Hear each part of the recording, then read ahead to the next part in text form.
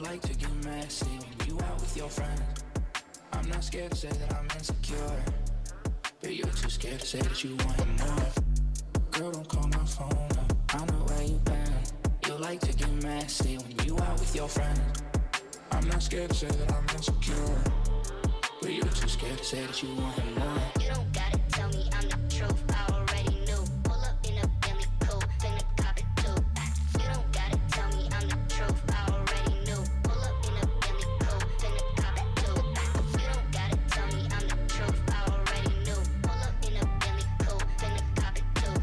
You don't gotta tell me I'm the truth, I already knew. Pull up in a Bentley coupe, finna cop it too. What's up, everybody? How's everyone doing tonight?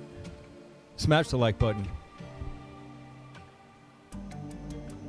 Apparently we got a lot to talk about. What's up, Salty Dog? Cookie de Chocolata. How you doing? Cotton Trust. One day at a time. Good to see you. Welcome to the channel. Crypto Munch. Fred. Ghost. Mastastico. What's happening? Love Matters. Good to see you again. Bente. Orez, what's happening? Frank White, bang, bang, bro. KD, what's up? Let's go. 24 hours? Fuck it. Let's go, man. I don't have a life. Living my best life. What's up, Rider Way? Crypto Ape, how you doing? Yeah. What's up, Henny? What's up, 3M36R? Welcome to the channel. What's up, Don Bryant? Ethnosapien, how are you? James, T.S. Pedro, Ash, Data Dev, Turk Montana. What's up, Kesh? How you doing?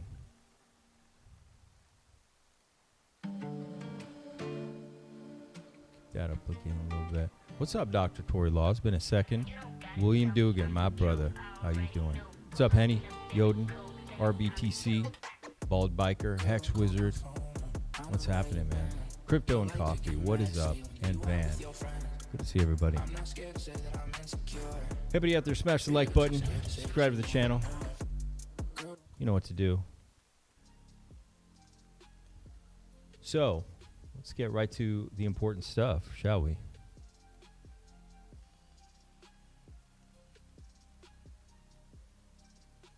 Get even more important stuff than that, don't we? Okay. Oh, really quick. Let me grab. What's up, Kingsway? What's up, Wookie on the spot? How you doing, Rockstar? Wookie just landed. Hex Wizard. I'm saying up till Richard drops the ticker. Turk. We have no idea what it is. Could be a sacrifice. I don't know. I don't fucking know what it is. Let's go read his tweet, though. All right. Oh, let me get the link for the show. Let's get this up.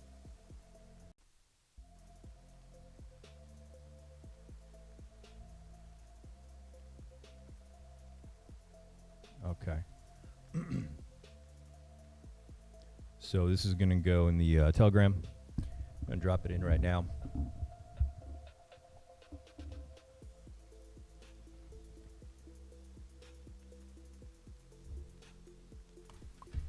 All right. What's up, Misfit Capitalist? See me? Half my Masia. Half Masia. What's up, Hex Wizard? Let's see. Here it is. Okay. Well, let's go back one. Let's go back one, actually, right? He says, what did you like about the government shutdown? Did I miss that one?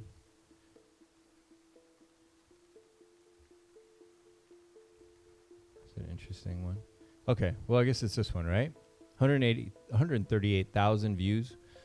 A lot of people excited about it. Apparently got reshared 1,000 times. He writes, I've heard a new project is launching. Details in 24 hours.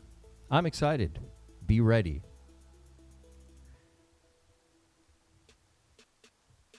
What are you guys thinking it could be? Let's see what everybody says. Here. Right away. What's up, man? Ghost says, methinks wallet with privacy controls, probably key additional features. Yep. Sacrifice, yikes, as long as it's sacrifice of Hex and Pulsec. He's going to start burning everything. Ghost wallet integration. Yeah, Turk has to be something we can buy into since he said to be ready in a new project. We've got to have a ticker, is what some people are thinking. Detroit Runners would be nice. Perp Dex. A wallet, most likely. Look, I remember when Pump Fun came out, right? When Pump Fun was released, we were all pretty surprised, right? He made a big change. Nobody expected that at all. Or Pump Tires, not Pump Fun.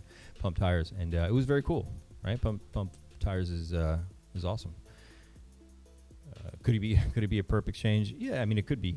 I think a wallet with privacy, because it's funny, I just posted, I think today or yesterday in the morning about, how to pitch Pulse Chain, and one of them was going to be privacy. And I think that's what, it makes sense, inevitably, what has to come. Because then you're going to have faster, cheaper, and then now private, which would be the triple, like, you can't deny it now. Now it's going to be the place to go. So my money's on some kind of wallet with privacy, or wallet privacy integration. Some people say a vanilla Aave fork. Corey Costa suggests a decentralized cry-fagging protocol. Gigas says, rug me, Richie. What's up, Art? How are you? Hi, oh, future sacrificer. Taco Bella, how you doing? Crypto 7's ready. Ian, I say wallet, man. Let's see what this poll got. So it's pretty much between a wallet and privacy feature. I think it'll be some combination of both, for sure. So that's what it'll be, right? Maddie Allen says, I predict prediction markets. That's really interesting, Maddie. Maybe. Yeah, that could be really interesting, actually. I didn't even think of that. That might be very cool. Actually, wallet, yeah. Reverse 8, what? Let's fucking go, boys. I hope they have an internal Liberty swap. Really?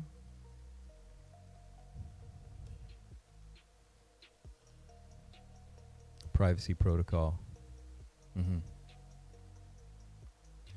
No, what was called Crypto's tweet? The one I just passed about this thing or something else?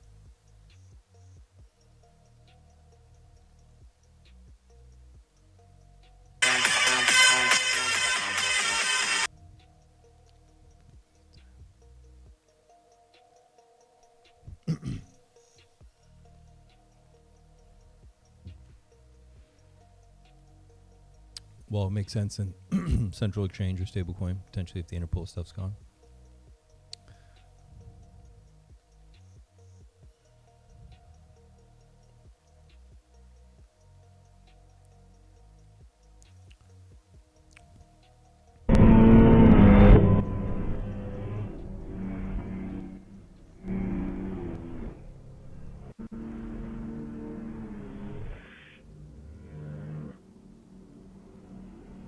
The heck is this?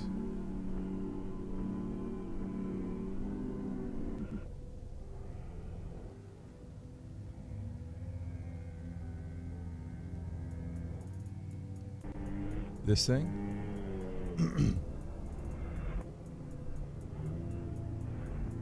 Why does it have to be so fucking creepy? Jeez.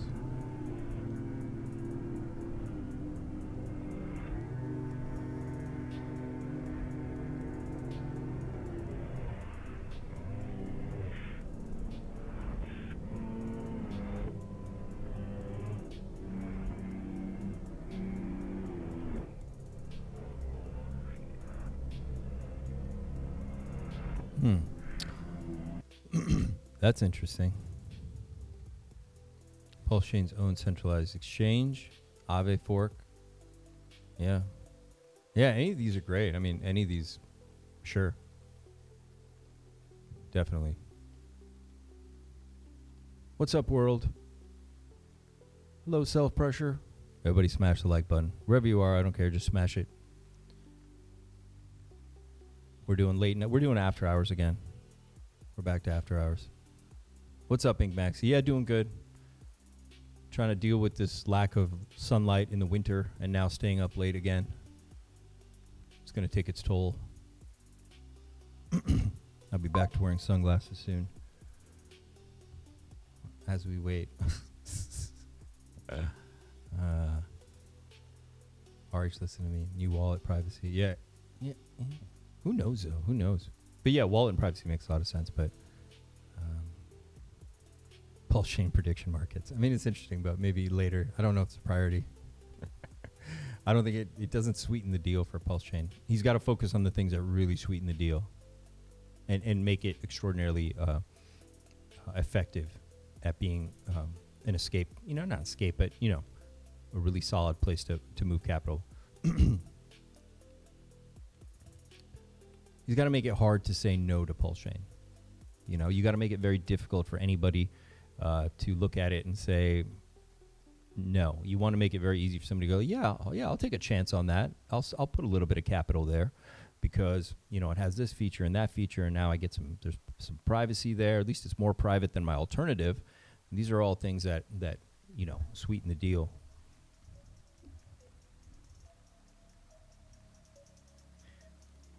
You only need to grab a small percentage of a lot of big players' portfolios, right? Cool. Okay.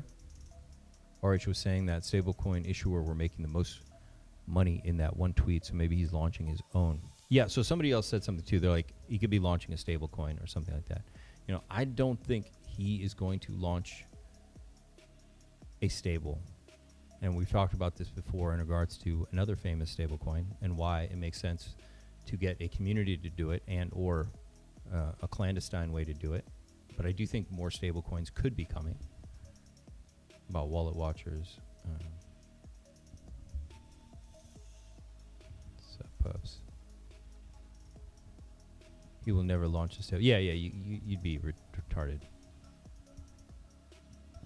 Look, even I suggested as an influencer, you shouldn't be talking about it that much. I mean, we saw what happened in 2021. The feds swept in on influencers. A lot of people received letters from the SEC. Now, if you want to receive the next letter in the next bear market, hey, be my guest. Talk about shit that they really don't want you doing. But, there's just some things you shouldn't overdo. Okay. Somebody called me Jeff Goldblum today. I guess I do have a little bit of the Jeff Goldblum hair. I'm going through my Jeff Goldblum villain phase, apparently. Please tell us more. Cool. I mean, people are really excited, losing their fucking minds. I mean, I'm excited. It's just these things have been down forever. I mean, I don't even know what I'm excited about at this point. Just waiting. I'm just waiting for really green candles. I mean, though a privacy wallet or privacy feature would be pretty exciting, and I would really add a lot of value. But I think we're ready for something a little more substantial than any new whatever. Prediction markets, that'd be cool. I think that would be a sell event, though. I don't know why. People are just going to hit sell. Rockstar. But it would be awesome. Yeah, a prediction market would be phenomenal over here. It really would be really cool because I think there's a big future of that. What's up, Tam Tam? Tam Tam, it's great to see you.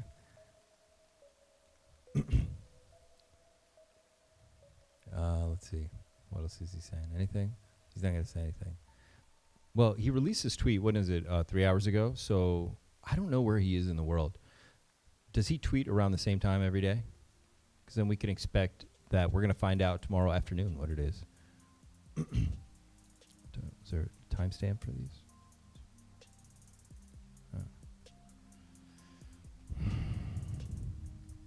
Privacy keychain. Yeah. That could be it, absolutely. Something like that.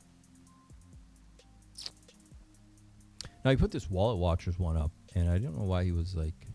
Oh, because he's doing the Tornado Cash, so people were really watching him.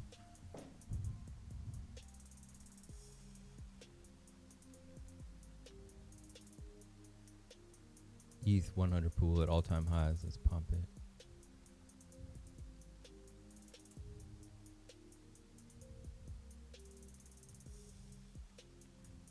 Sundown is 5 p.m. Yeah, it gets dark. Yeah, stablecoin issuers are making the most money right now. It's good business. I mean, maybe he does do it because there is a lot of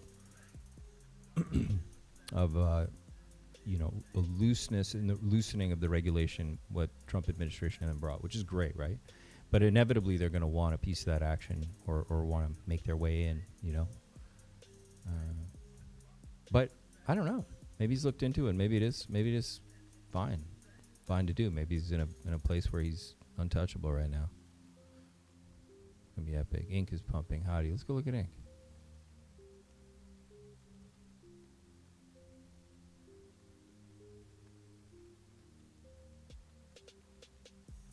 Yeah, Ink looks good. It's done this before.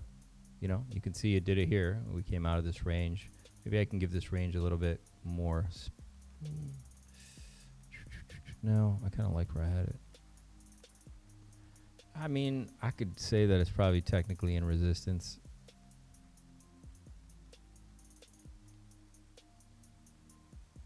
I wouldn't get. Could be a good place to sell, actually, if it stays in this channel and continues. But if I go into weekly, and I looked at that before, we could be getting a bullish reversal. That being said, maybe we could just chop around here. There's just not much volume, but at the same time, if you come down here, stock is reset. MACD is, it's all right. Could be good actually. Maybe Ink is bottoming. Maybe that $1 was defended really well. It doesn't mean we're about to go vertical on Ink, but absolutely that $1 got defended, which we talked about. It would, and I even mentioned, I said, if a dollar broke, it would be because something else happens. Like there's another event or bloodbath that happens in crypto that would cause that capitulation. A whale would sell or whatever. And I talked exactly about that exact scenario. But if nothing happens, if there's not another capitulation, if we don't have another bloodbath, a dollar is going to be defended. Yeah, we talked about that. And it is very well defended. You can see the move off the dollar went to 98.5 cents or 99 cents or whatever it was, 0.99. And it popped up, so it's good. Even though there's not much volume, it's still good. It's okay.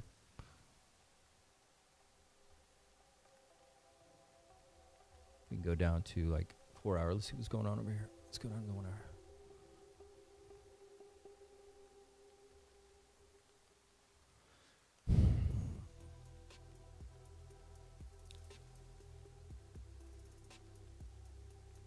Yeah, I mean, if that holds above 118,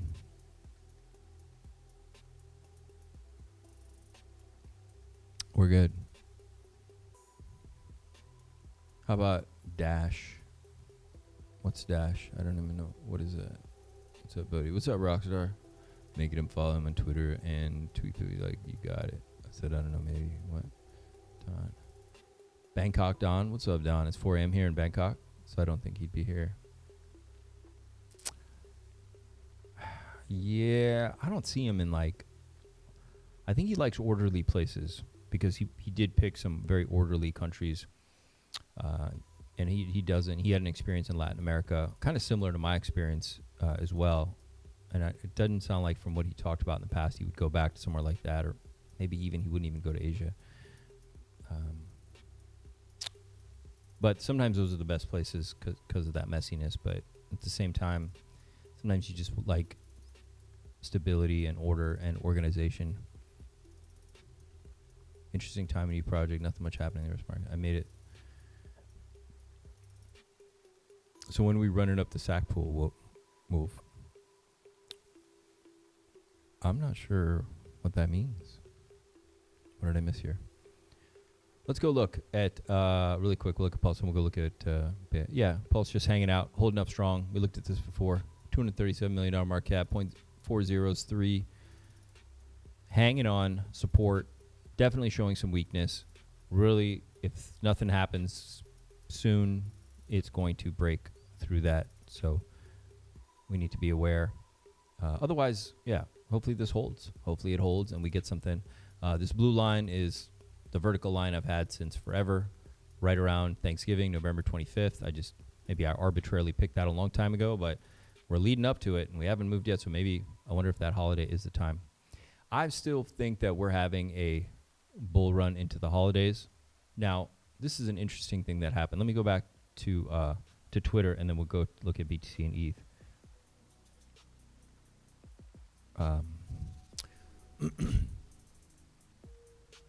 So Nancy Pelosi,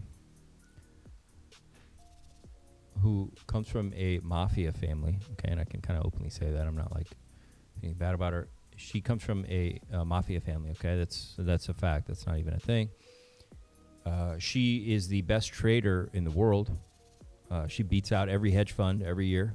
Obviously, she has incredible access to insider information, and she has enough protection around her that she can act on it with impunity. Okay, I hope you guys understand what that means. Like, everyone knows she does it, but she's like untouchable. Okay, she's so powerful and so corrupt that she's untouchable. Okay, she's mafia. I mean, she's full on. Okay, so she's been doing it, right? And a lot of other people around her benefit off it, so she's been allowed to get away with it, right? Ruthless lady. But she is. Wait, where's the announcement? Why isn't it here?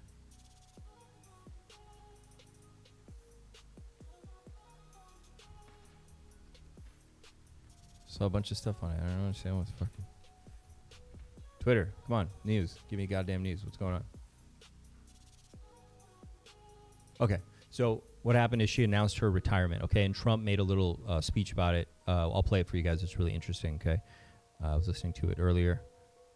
Or maybe it's here. They're going to show it here. Let's go look at it. Maybe I don't know who's going to show it. A moment ago, she's 80. She has been So, yeah, she's announced her retirement. And I want to play the clip from Donald Trump about this. Let's see if are they going to show it here? Impeachment. She was. Oh, man, I just saw it. I didn't save it. Should have saved it. What is it?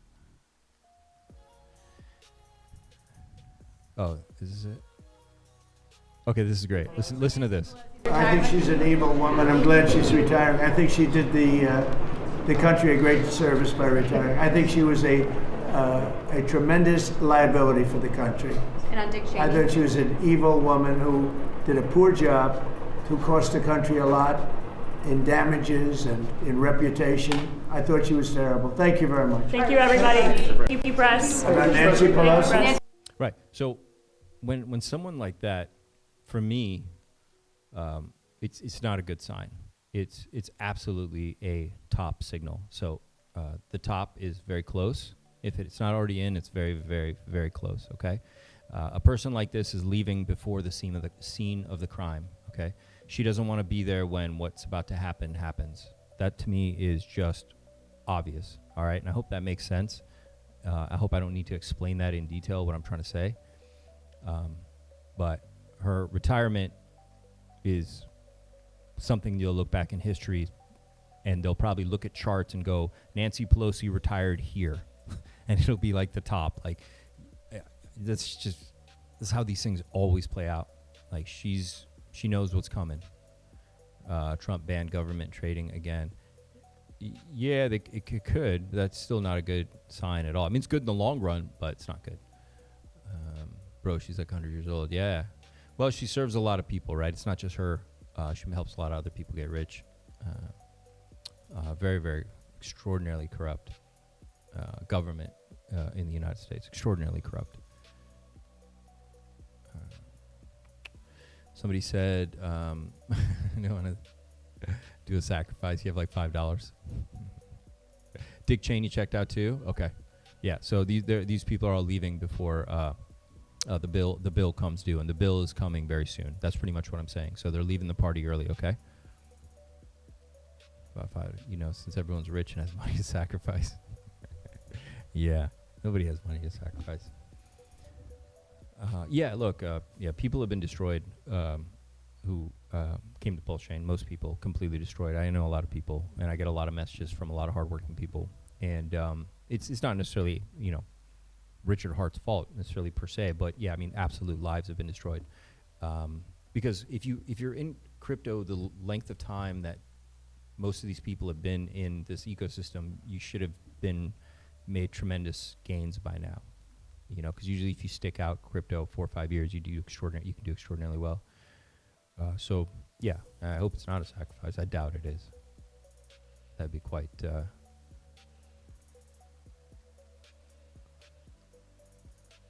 Wow, amazing.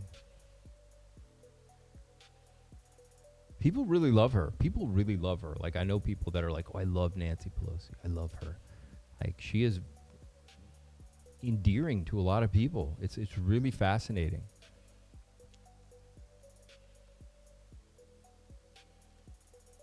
And she is untouchable. I mean, she could probably get up, and kill a small child, and people would be like, okay, it's fine, nothing to see here, move on. She's got power. That's a powerful lady. She had like real power. Like nobody could even really criticize her. It was amazing the kind of power she held. We're gonna go look at BTC and ETH. Yeah. So she's going for it. She's got. I think she's going for it. She's got. I think that's where a lot of it comes from. What the fuck does that have to do with it? I don't think that has anything to do with it. Her religion. That prostitutes for me and work for me. What?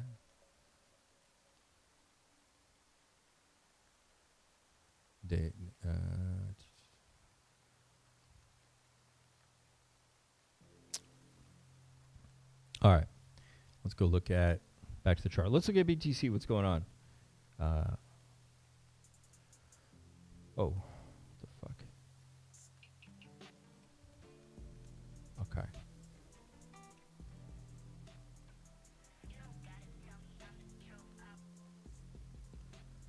All right. Let's go look.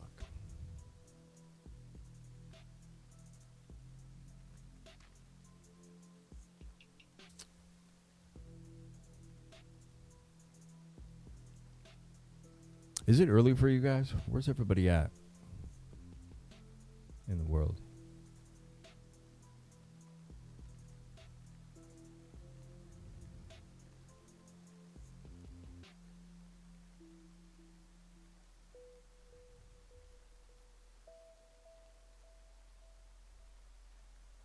Okay, so of course, okay, we'll go back. James Wynn just tweeted. Just got off the phone with a very, very big market maker. He said they're going to call this Black Friday. My shorts are loaded. My stables are stacked. I'm ready to cash in, lock in, and deploy. Are you ready? I can tell you from just the fact of the way I'm looking at the cycle and the timeline, he could be right. Yeah, I could see us getting a nasty end to this week before we get our reversal, okay? This is 3 days close. I would send us into a bloodbath, but then we could absolutely wick back above the 50. So, yeah, I mean, obviously we're below the 50. We have time to get back above it. It's not a big deal. Because I still think we're going to have another move up. I don't see a situation where Nancy Pelosi announces her retirement and we just crash. I think she does it. We have like one last push up, and then maybe that's it. But who knows, right? Crypto Neo, just wanted to know what your thoughts, potentials are X's on Pulse Plus X, EX, and Hex when green candles finally arrive. Many thanks. Okay. I've given some price targets. I gave price targets on Pulse. I think it was, I said 1 cent, right? 1 cent and 2 cents, but 1 cent. South Sweden. You're in South Sweden. That's awesome. I have a lot of friends that have told me I need to go to Sweden.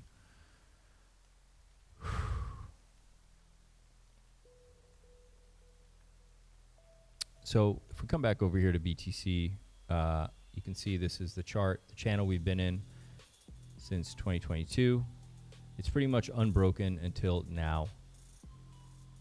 That's without question. Okay. You can see this channel. We are falling out of it quite heavily at this point, right? And then this pink line is resistance line going all the way back from 2021, 2021, 22-ish almost. And then I just ran it straight across into these wicks that we've had up here. Okay. And we can't get above them. There's no doubt. We've been rejected now 4 times, 4 months in a row. That's not good. That definitely meant we were going to go lower, and we are going lower, and we could go even lower right now. And that's just the way it is. Now, my target from where we are on Bitcoin has been $96,000, okay? And I did a measured move off a head and shoulders pattern, and I came up with 96K. Let's see, is that where I did it? Yeah, right here. So 96.7. 96,700 is my target. That lines up with a lot of confluence with a ton of resistance. Support over to the left. All right, that'd be like right there. That purple line, right? That's where I think we're definitely going to go in the minimum. We could go even lower. There's a lot of things you can pull out of here. There's, a bunch of bearish stuff going on. So, it depends how you want to do it. But I'm going to stick with this one, 96.5. Let's say 96.5, okay?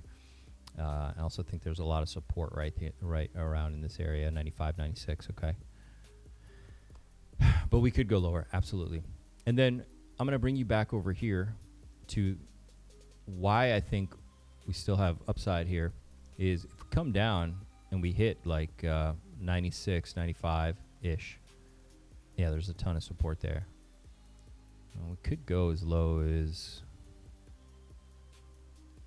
Yeah, we could go as low as 87. Okay, that would be where we came out of this bearish pattern back from the spring of 2025. That would be retracing that whole move before we come up, right? So it'd be like you come all the way down here. But what I definitely think could happen is now we're outside of this blue channel. That's not even a thing. And I think that's important. It's very important because we've been in it for a very long time. So we're not just going to get back in. I mean, we could just get back in it, but I think to me what makes sense is that we get rejected or we hit the bottom of the channel, which is around 140. All right. So that let's say we come back down to 96 and we make a move up. We go like this and we hit 140 by, that would be like January 1st right there. And that would take us right above this other resistance line. And we, who knows, maybe we bounce in here for a second and then it's, see, maybe we come out of there. Let me make that darker. I'm just doing a very quick, rough squiggle for you guys. Let's see. Make that a little darker. People will get extraordinarily bullish there, thinking that we're going to go much higher. And we could. If we break back into this blue channel, if we get back, you guys can see it, right? I'm sandwiching us above this pink resistance that I showed you going all the way back to 2021 and this blue channel, which is creating a resistance above now. So I could see it hopping up in there in that little space you got there, bouncing, 140-ish, maybe teasing to go higher a little bit. And then maybe it doesn't make it, or it does, and we do go up higher, and move toward 200K, 200, and the top of the channel is at about 240K exactly. Okay, so the top of this channel is 240K. So let me show you what happens. Bounce in here, but then we get some traction, and we get in there. Right here is 240 at the very top. That's 240K. I think 140K might be it, but it's possible we go even higher. And a lot of times it goes higher than you think for a couple of psychological reasons. One is market makers make it so that nobody can figure out when they're going to drop it, because this might be too obvious short right there, right? And then you've also got just simply getting a short squeeze, just pushing it up incredibly higher than you realize. And then it falls away. Oh, shit. Hope you guys can see all that. Let me know if you have any questions. I don't know if anyone's showing it to you guys as simple as this. It's this is my take on it. And it falls down from here. Actually, it would fall faster than that, but yeah. So this would take us into Q1, and we come down, right? Either one of those. So, is it going to be this one or this one? Makes sense. 150K, the psychological level. Yeah, it could go for the 140 and get right above, maybe to 150. Sure, it could hit 150. The center line, the midline of this channel would be around 190 to give you an idea. But 240 is the top of it. 140 is the bottom of it, which I think 140 makes a lot of sense to me. But it could go higher. Yeah, it could absolutely go to 150, 160, and just a random space. So no one can really predict it, right? Now, this would take us into the new year and into January for sure. Cycle would still be quite normal. Q1 and then we fall apart. Okay, by I don't know, we fall apart by February, March, April, something like that, right? We start to fall apart. But this makes the most sense to me that we are going to get one last push up, even if we drop lower. If we go, I don't think we go to 240. I'm going to say that I think 140, maybe 150 does it. I think.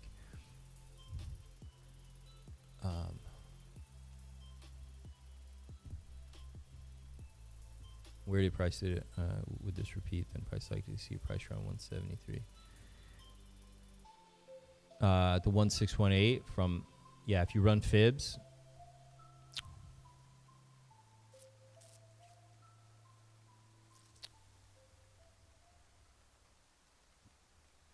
You want to run fibs?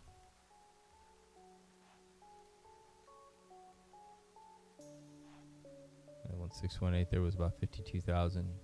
One above. Do I get this right? I do. Oh, I missed the low. Hang on. There we go. There we go. Okay, so yeah, that fib is 61,000. Yeah, whatever. The range is intact. I think that's fair. Let's run it now. Let's see what's going on.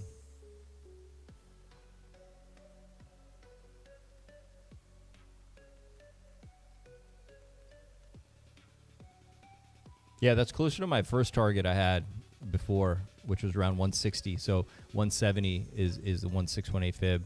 It's about, it's 169. It's about 169, actually.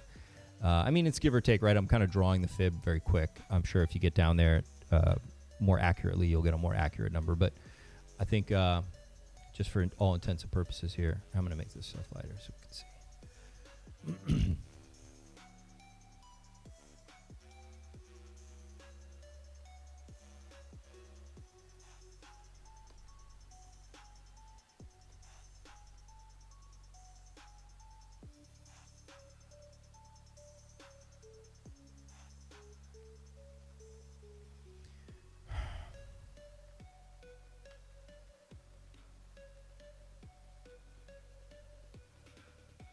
So yeah, the 1618 is 169K. It could absolutely be top. Knowing how they did it, I think last one was 69, right? So that's the kind of fuckery they would do, wouldn't they? They would take it to 169K. It's possible, man. Yeah, and it's a random spot too. It would take us, pop us above the resistance of this channel, would take us back into this blue channel, which would make everybody extraordinarily bullish again. See, if you get back in this blue channel, people are going to lose their minds, because now the top of the channel, which we've touched, if I show you guys this blue channel, we've touched the top of it quite consistently and gone above it at times. Okay, we've been in this channel. It's been amazing. So imagine we get back in it. Obviously, the target is going to be 240. Obviously. So yeah, maybe reversing it at 169 would throw a lot of people off. But it's also somewhat predictable, being that it's straight up the 1618 fib, right? So cutting it short also would throw everybody off if we. It's going to be interesting. But I do think we move up. I do. I know a lot of people are already calling that it's over. I don't think it's over. I think there's a little bit more. Bull market, short-term, weeks to month, incredibly bearish momentum. No retail. There is no retail. Government is shut down. Exactly. People with no food stamps till at least December. Oh yeah. I forgot about that. You guys are in America. People don't have food, right? 40-something million people.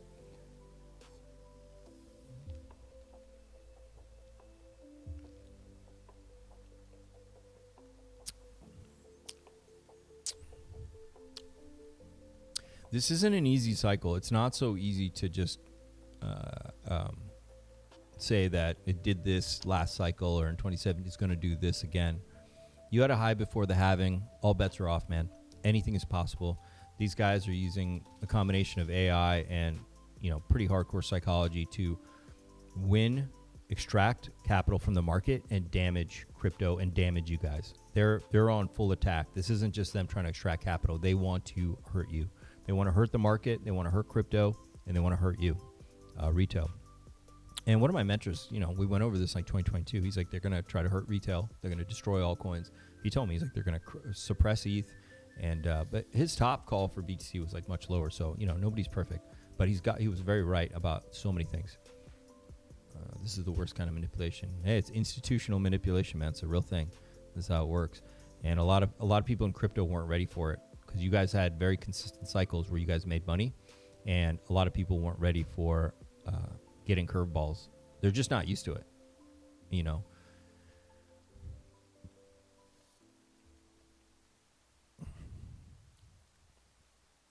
There is enough money in crypto to pump Pulse Chain very, very, very high. If Richard Hart, if we get this move here, where we come down, and I don't know exactly how low, where are we at now? We're at 98. Yeah, we come down a little bit and we start moving up to this 140 and beyond. That's your space for Pulse Chain to run. I mean, you're gonna have, if it starts in the middle of November or close to Thanksgiving, you've easily got maybe 2 months, okay? Because this will go into January, probably, right? And that's more than enough time for a chart like Pulse Chain to completely reposition itself at a 30, 50x from where it is now. But it's tough. Timing it is hard. If you haven't understood the cycle so far, it's going to be tough. You're really going to be thrown. And a lot of old crypto people just didn't understand what's happening. There's a lot of them don't understand, institutions and distribution and accumulation and the kind of games they play. But, in all fairness to the Heartman, didn't he say maybe 15K was the bottom? Didn't the Heartman say that? Because of money printing? Like, technically, the bottom should have been 10 or 11K, which is why everyone was waiting. I longed at 15.7. I got in at 15.7 because I have rules. And when my rules trigger, I go. My main rule, and I've talked about this and talked about it in the Telegram, is when you have tons of bearish news and price won't go down, you could have a bottom on your hands. Same thing at the top. I told you guys this in the bear video I made 2 or 3 weeks ago, and I said, hey, we got issues. And one of them is you got nonstop bullish news, and the price ain't going up, and you have nonstop. It couldn't be any more bullish, and price won't go up. Never a good sign. BlackRock is not manipulating the market. They buy and sell on behalf of their customers. Bro, please don't be naive, okay? Yes, exactly what you say. They're buying on behalf of their customers. They themselves aren't blah, blah, blah buying and stuff. But yes, they are. They have tons and tons of subsidiaries and offices all over the world that are buying and selling on behest of them. One. Number two, they use the media to move the market, okay? And they are more than happy to slaughter their own customers who willingly want to buy it, okay? They don't have loyalty to their fucking customers. They have loyalty to make money. That's it, okay? And they have the media and the politicians in their pockets, all right? No, he said 15K BTC would be the bottom crypto coin. Inflation, in fact, already said it means the price goes lower, which probably after 11K. Okay, well, that's cool. Yeah, he said 15. Yeah, so he said 11K would be the bottom. Oh, okay, did he? Okay. Well, he also said 15K originally, so that's a good sign. That means he has an idea of what's going on. This was very bottom looking, and this doesn't get more bottomish than that. And so, yeah, probably understood. It's not that far off either, but yeah, a lot of people were waiting for 11K. It was awesome, man. I remember the day I did this. I bought in I was like January 2nd or 3rd. I remember nervous as fuck. I was like, oh no, what if we go lower? I was like, fuck it, let's go.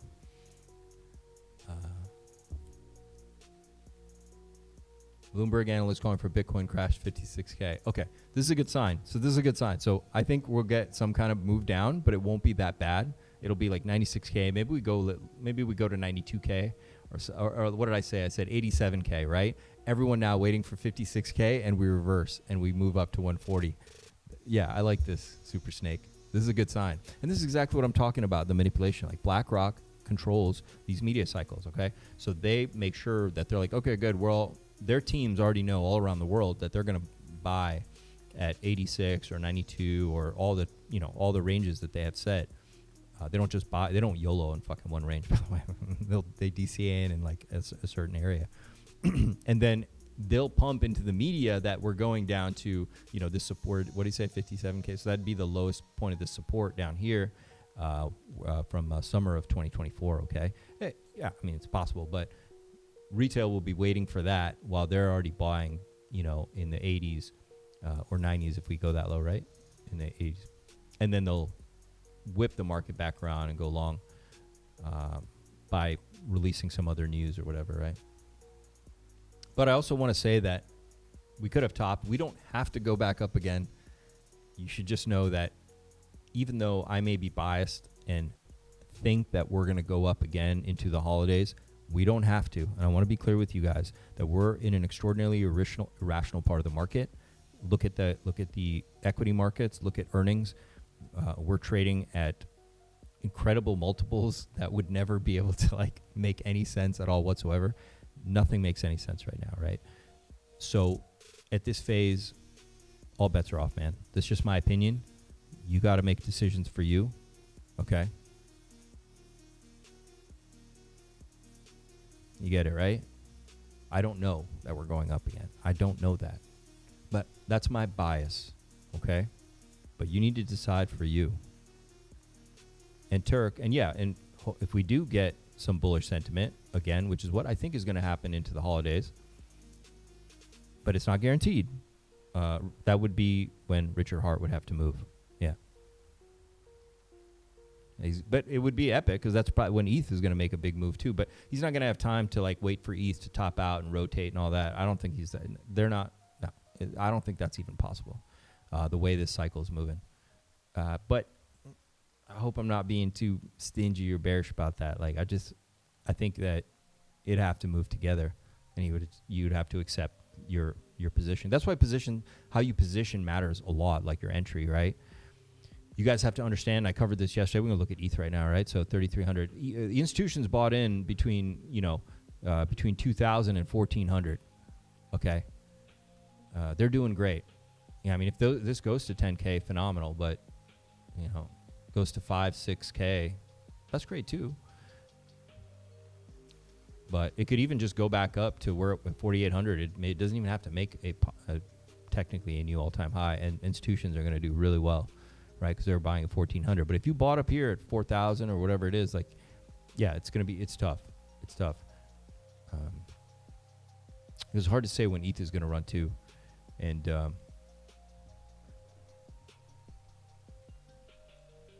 where do you think the liquidity would come from Take Pulse to around 1 cent? Could it be sack bags?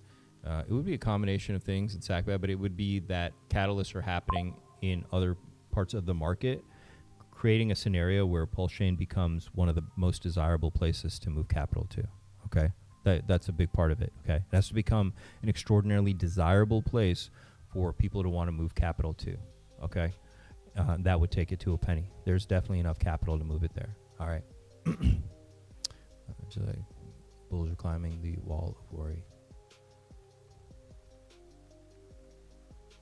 Everybody smash the like button. Tam Tam says hi. How's everybody feeling still? What do you think? Oh, you got it, brother. Crypto Neo, do we know each other?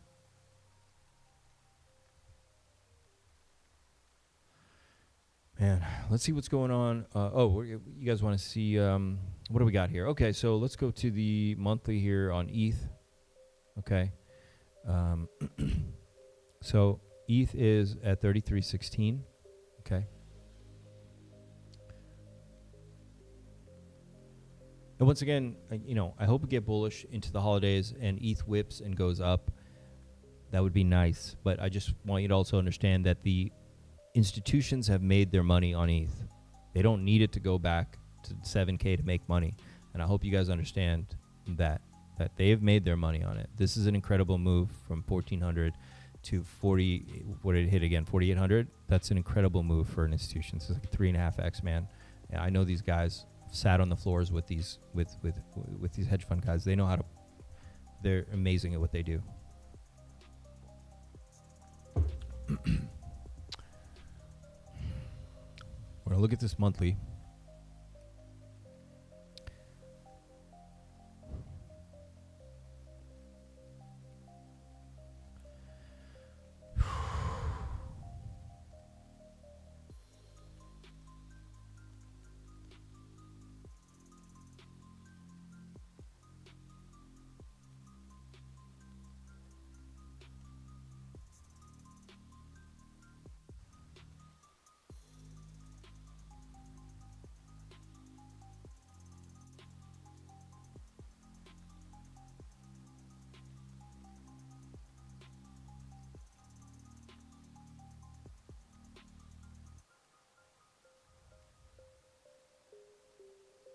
Yeah, it could go either way. It could go either way. It, and you know, like I said,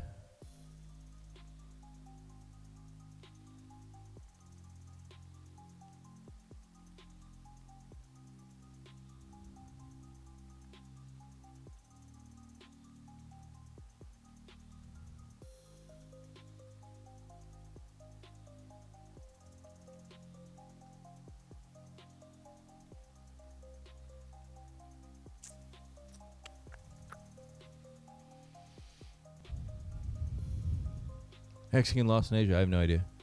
Ask, do we have any mods in here? Check it out.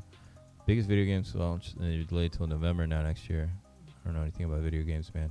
Hedge fund guys could make another incredible move buying now and watching ETH go to 910K. Yeah, no, absolutely. Like I said, I'm still biased. We're going to get a holiday move.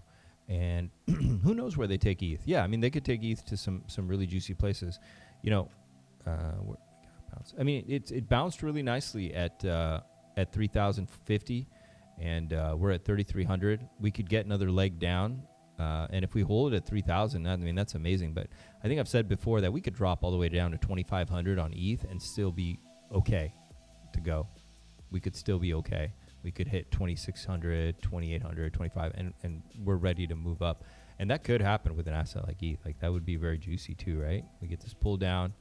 Bam, we clear this range really quick, and we get up here to 10,000. It doesn't have to be 10,000.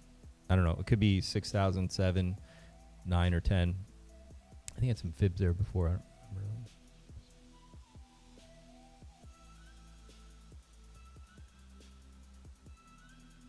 Yeah, it's 15K, 10K, 7K.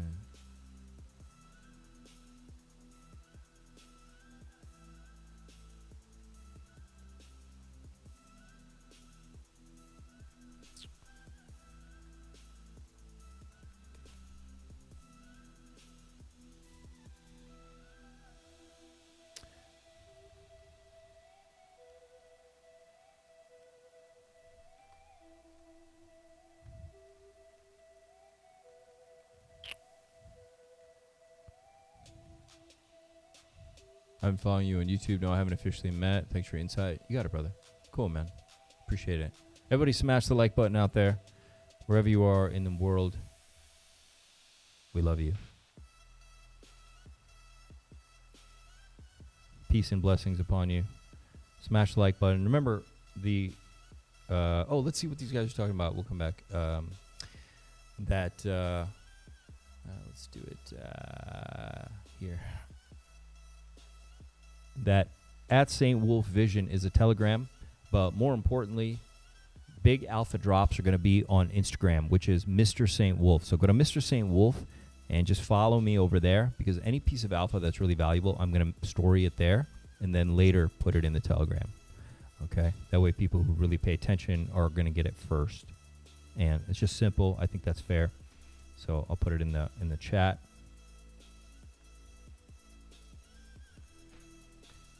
Instagram, Mr. St. Wolf. Let's go see what these guys are up to.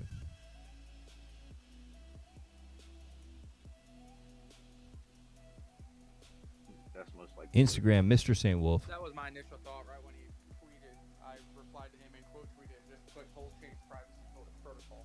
So Why can't I hear anything? Hang on. Forms and the privacy protocol could have many different products within it, so we'll see what happens. But that would be interesting, you know. I mean, perps were also hot, so everybody thought he was going to launch like a perp dex or something on full chain. So why not have a what's wrong with having a privacy perp? Can you guys hear? I can barely hear this guy. In a major capacity, but I don't know what's going on. We'll see what happens. Obviously, all of us, I think, are hoping something to do with privacy, because the privacy sector is what is hot right now, and the only narrative that's doing anything in crypto. Whatever it is, it won't be the Why can't I hear these guys? that you just mentioned, because nothing RH launches is ever verified. It's not by him. Chat, can you guys hear this? You gotta think about How's the sound coming through right now? Yeah, low volume, right? I'm not gonna lie, this is a Why soft would you shit. not be excited about something you're launching? All right, let me try another browser. Hang on.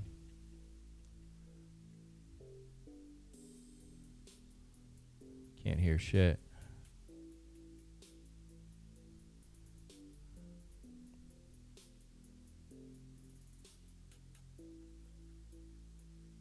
Oh, wait a minute. I can put it on here. This one was loud, right? Okay. Right here.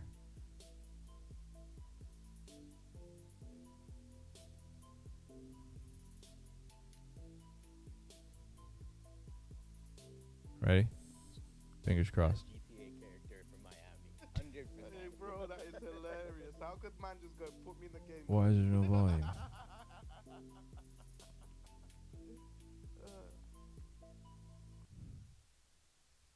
Yes, sorry, I was just doing something. Did I hear someone up here shilling something? No? Nah, I don't think so. I didn't hear anything. Is there volume control for the Twitter? Some kind of privacy? There isn't, right? Yeah, I took that as a soft show 100%. I'm not gonna Oh, I know what it is. Who? I didn't even see who was talking because I was in the other room. Who said that? Are you referring to the verified contract the guy was talking about, or I don't think he actually named a name or anything like that, but I'm not sure. Yeah, I didn't name nothing. You guys can go look yourself because I'm not. I'm just saying. I looked at the. I just said the verified contract. Giga, what's the pulse X factor? All right, let me try another browser. Let me try this one.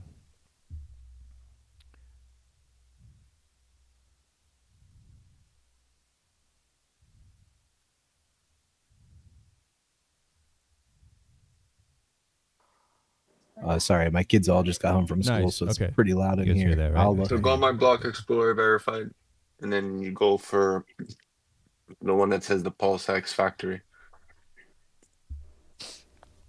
That's 3 days.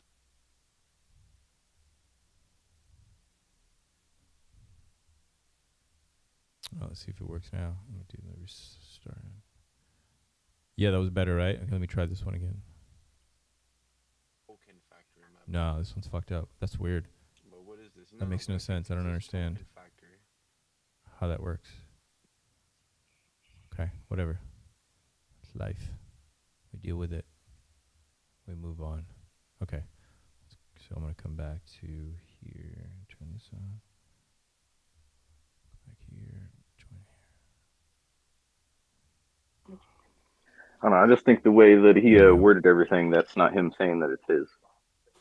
He's saying, I heard about a new project launching. Yeah, but that's not me saying I'm launching a new project. Yeah, but he also said, I heard someone bridged in $20 million when it was his wallet. I heard someone launched a pump tire or a pump fund for. He always says that kind of language. What protocol are you fucking shilling right now, buddy?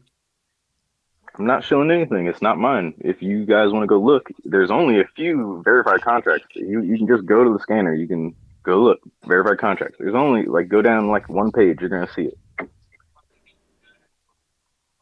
Yeah, that's always RH's fucking vernacular, is saying, I heard this and I heard that. He always says that. Yeah, you got to understand. He's never, ever going to put something to his name. Never. I sent you. He still denies that he launched pump tires. I sent you a link, Giga. I don't know if you could check it out. It's the last one for the factory. I'm reading, trying to read the contract. It's saying we could create tokens. Yeah, any factory is, right? It's factories usually for LP or token. It just depends. But I mean, anyone can name it that, right? Like I can launch 50 contracts right now that There's a dev fee, a burn fee. Payable, external owner. URC20. But it's not like giving it. I don't think it's for an LP though. What did you DM it to me on? I see it. One sec. Because there's the token factory and then there's the Pulse X factory. Even at the top it says, okay, so it says Pulse X factory is this address. You sent me you sent me a pair contract address, bro. A what? Isn't this this is a pair address? Is it not? Why? It's not the good one. Okay, hold up. What's up, Jesse? Let me go back. Well, you could do it yourself. You just go on the thing, and then you click blockchain verified contracts, and then it'll show you all the verified contracts. And then you go and you click the little toggle for time format, and you go where it says like types of. It's easier to read, and then you read the one that has the 3 days ago. And it's called Token Factory.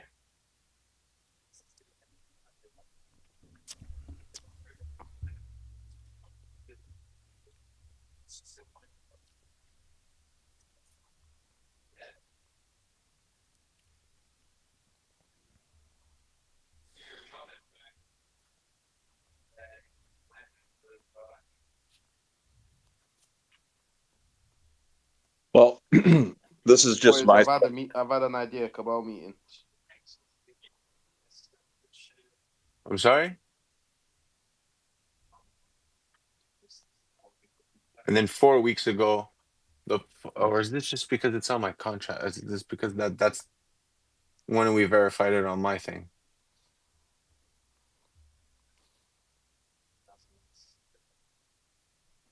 It's my speculation, but if Richard is responding to a Grand Theft Auto fucking tweet at this time in the day, possibly for him, probably getting close. I don't think he likes staying up too late. So, I mean, he's probably in here laughing at everybody speculating about what he said. probably. Well, a week ago, an address that ends in 55555 just did something.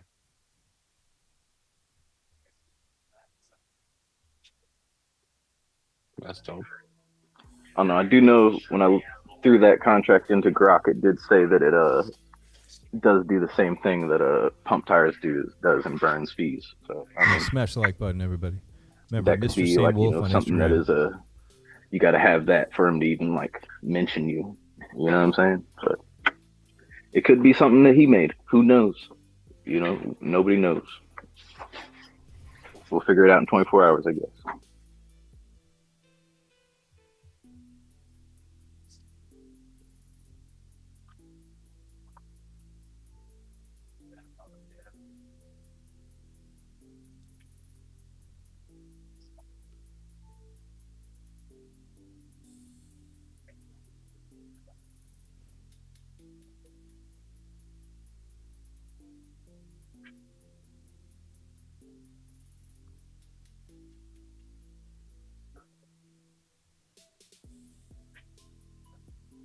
If it is something that you got to put capital into, what do you think's going to dump harder, the memes or the fucking cores?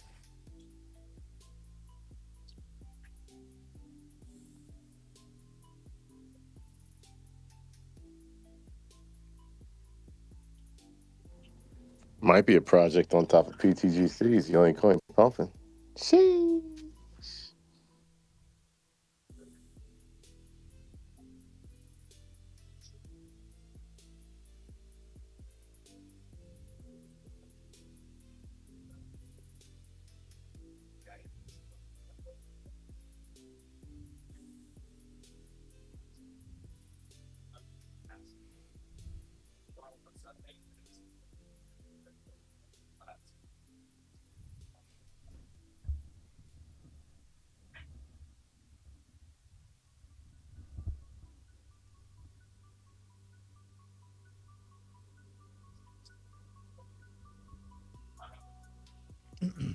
Everybody's just kind of hanging out.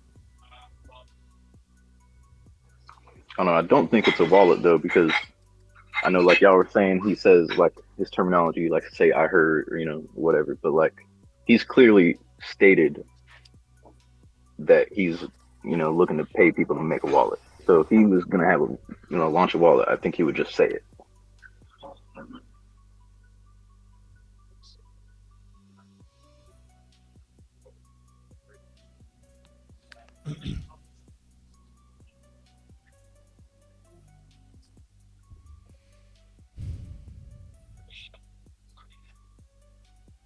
I'm gonna jump in really quick. Talk to these guys.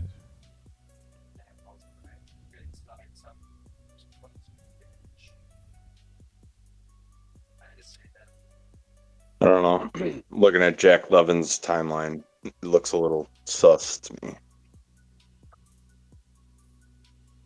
That it would be more to do with the bridge.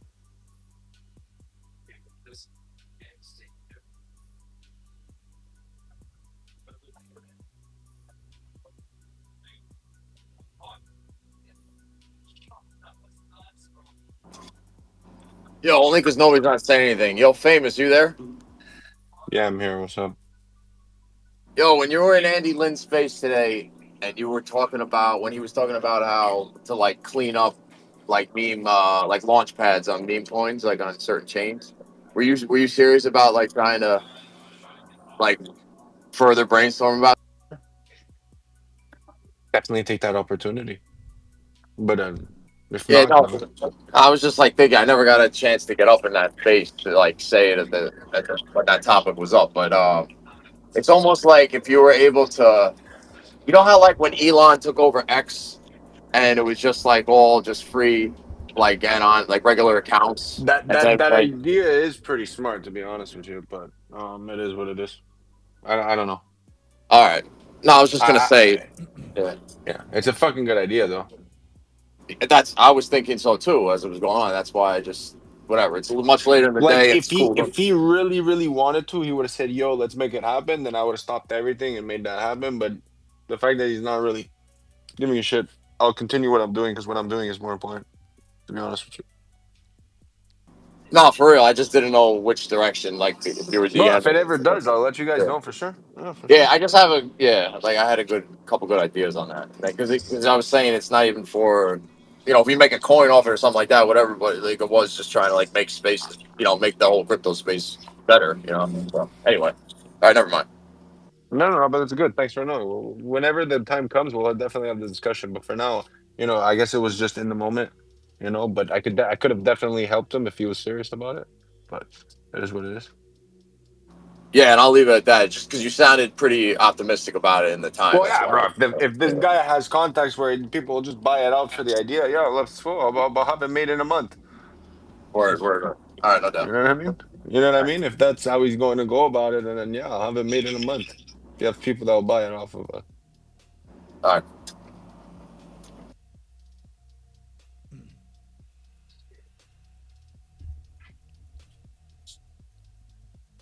But I have a lot of other things I need to build first. So Yo, what's up, everybody? How's it going? Saying Wolf. what's up? Yeah, you guys are live on the stream as well. Hope you don't mind. What's up, KR? No, it's Giga? dope. What's up? What's Yeah. up, chat? Yo, What's up, bro? I saw the top here. Can we get a little bit of context about this Proud Profits? Paul Shane was a buy next day. Bro, I charged What is it? $10,000 to be on stream, bro. What? I only need a bowl of I'm just ramen. playing with you, man.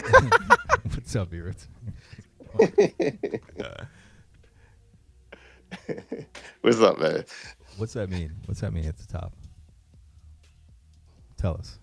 I've got a non-trader website coming probably in about 2 weeks. I've been working on for about 6 months. Oh, really? Yes. A non-trader website, like a gamified trading app? Is that what you mean? No, just all the non-traders are gonna be just good as the traders, or those who can read TA. Okay. They're gonna be at the same level as everyone that can read TA. Interesting. Cool. Puts us out of business, Thanks, buddy. I won't be able to pay your $10,000 speaking fees for sure. Then. Nah, it just helps people out a little bit more. No, I think it's great. I think there's a huge market for it. We're going to see a lot of those popping up. It's going to be on Pulse Chain or non. Nah, it's just a website, just straight up website. No coin, no chain, nothing like that. Okay.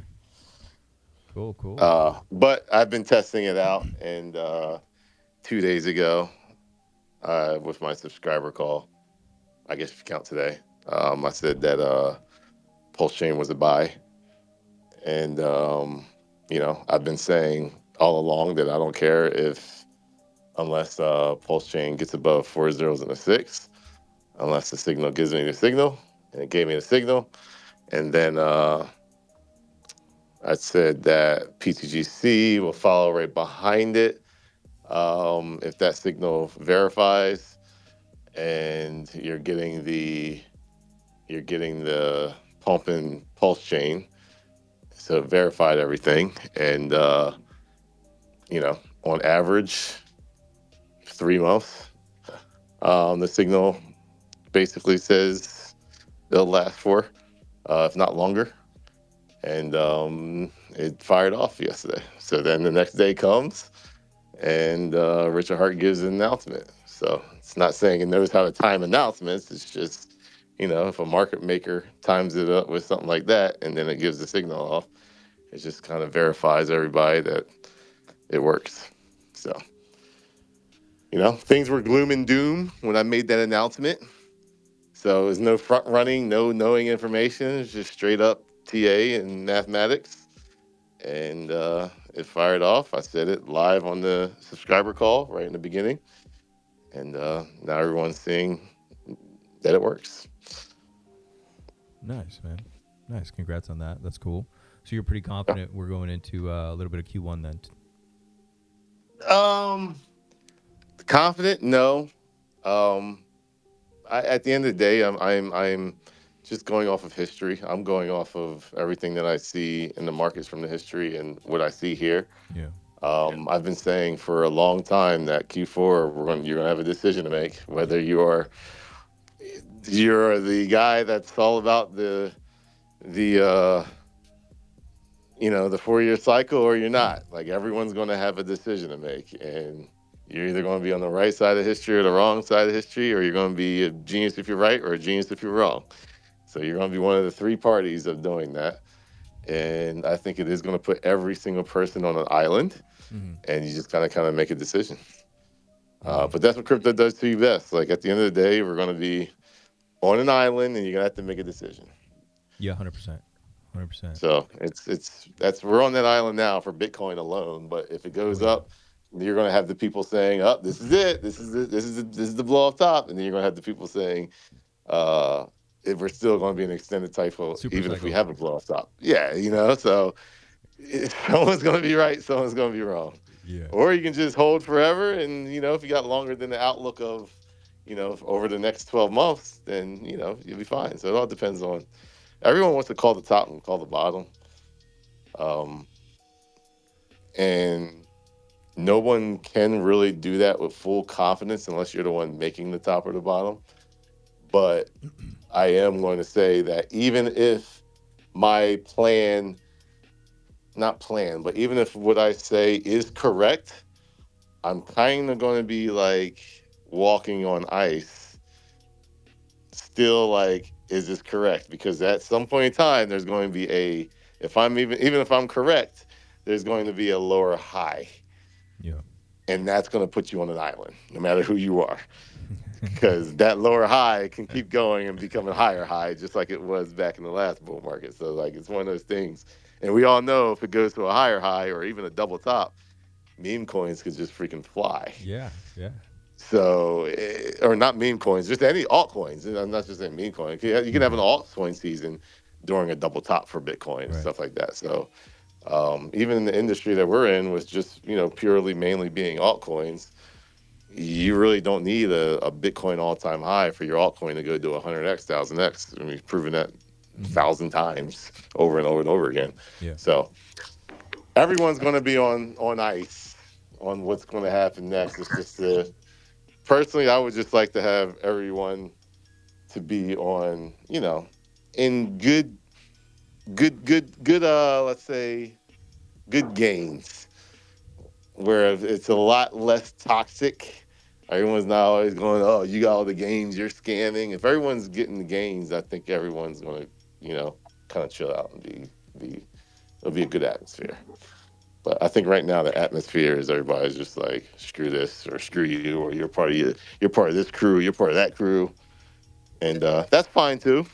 But at the same time, like, it would be a lot less toxic if everyone had the gains that the Moon King has. Yeah, that always helps. Yeah, there's a bit of people are really burned out, been really crushed down. It's been 4 years, man. It's been a long time. It's been a long time, way too long. Yeah. So regardless of what, I know you guys have probably been discussing what this announcement could be, but I guess my main question is, what do you think about him interjecting this right now? What's your opinion on that? Like, do you think it's misplaced, or do you think he's in touch with where the community is, and is Richard Hart in touch with where the crypto market is, or is him making an announcement like that good or bad? Like, what's your take on just that?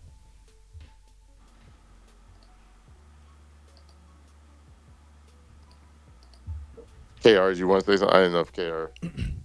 I'm not sure. Hey guys. Somebody went turned the mic on, so I didn't know if someone was trying to answer it. Yeah. Thanks for the invite.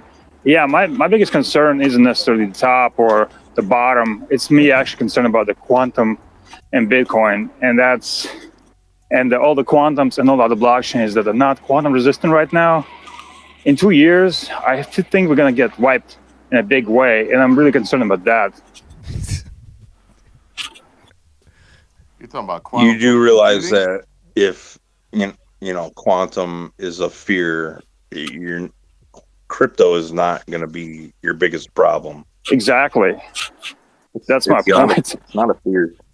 You guys should really look into that stuff. They can't actually do that stuff. Like you know how much cooling they need for the thing the is, biggest quantum computer? Like they don't have enough cooling to make anything. Yeah, I don't think it's the cooling problem, it's the qubits problem. And if they got the qubits to 2000, I mean... Chat. I know they can't do that because it would get break. too I'll hot. let this play. That's what I'm trying to explain. If you go look into we'll it, come back and I don't talk know, about a lot of that Shemitah stuff is cycles. just bubble Okay, stuff, man. I want to like, show you guys what I'm looking at They're just trying cycle-wise. to You get guys want to paid. hear about that? Let me know. Same thing with all the rest Or of do the you want to quantum listen to stuff. this? It's just people talking nonsense, just trying to get money.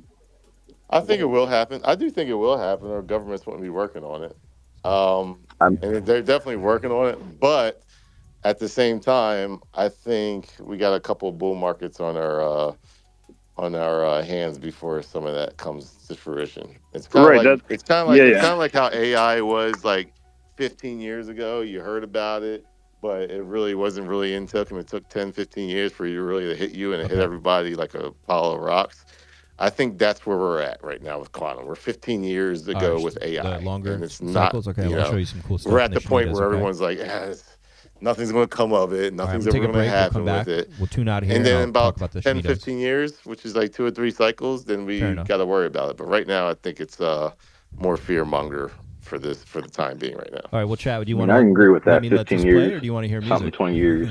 But right now, they're dealing with how to cool the stuff. They can't cool it. They can do it, but they can't cool it. Yeah, I got some opinions on it doesn't work. How this cycle is going to play out. I got more ideas. Oh, okay, no, that's good to know. So I got a couple of years in me left. That's nice. It's going to come through. But to answer your question, but you want music, or you want me to leave this? I do think his timing is a little off. Okay, we're back to but I think his timing has changed. Put a little bend in it there to make it so you can't see down it and make it look a bit more interesting, I guess. See, that's why I also was thinking it ain't him, because if you look at the privacy protocol, two different a conversations. day ago And then they he said looks they're out from launching here things. and he's like figs and expanse of land with his big Hey, buddy, wait, man, The like volume ET. keeps resetting, man. Hey, ET, some shut your glitch. mic, bro. Have some respect. Just mute him. I just removed him. Every time I fucking look away, this volume resets. Over there on this talking mic. I about hope that's fig better jelly now. and stuff. Well, I didn't know if he was answering a question. But I know, right? Okay, can I turn them down? But yeah, because we're on a How to YouTube turn them show, so down. that's more people. So I just wanted to answer that question. That I do think that Maybe that button. he's trying to time everything. I think everyone thought that Ethereum was going to go by now, and I don't think that has gone according to plan. So if that was the plan, I don't think he abandoned the plan yet, because you don't know what he's done with his Ethereum. So like now we're kind of in the dark with that.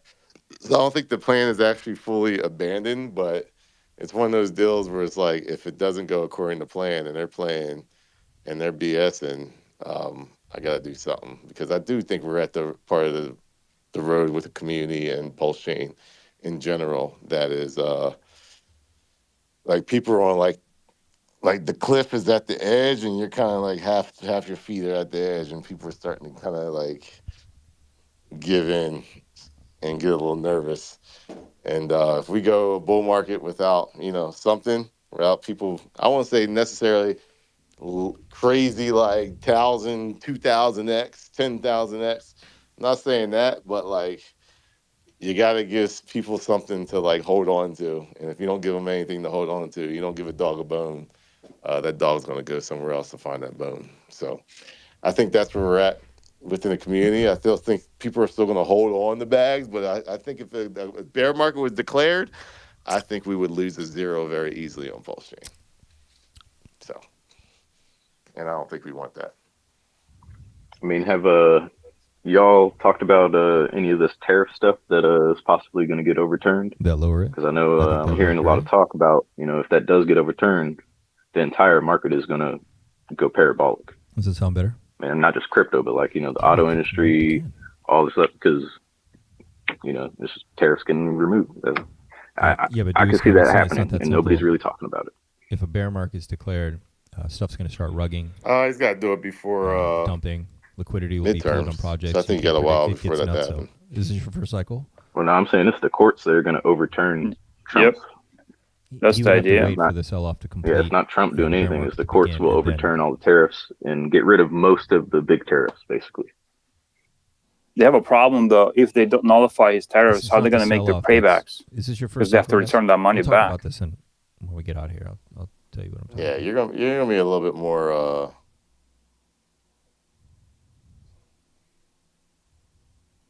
No, I don't want to say. I don't want to make a comment that I'm not 100% sure Is it on. still not lower on that chat? Fuck, If they do get overturned, Trump also said that he has a plan B. So I hope that's not something to be Now is the X chat lower? That's what I was about to say. It could Maybe be a it's lot that button worse. right there. So, like, sometimes, a lot of this stuff is.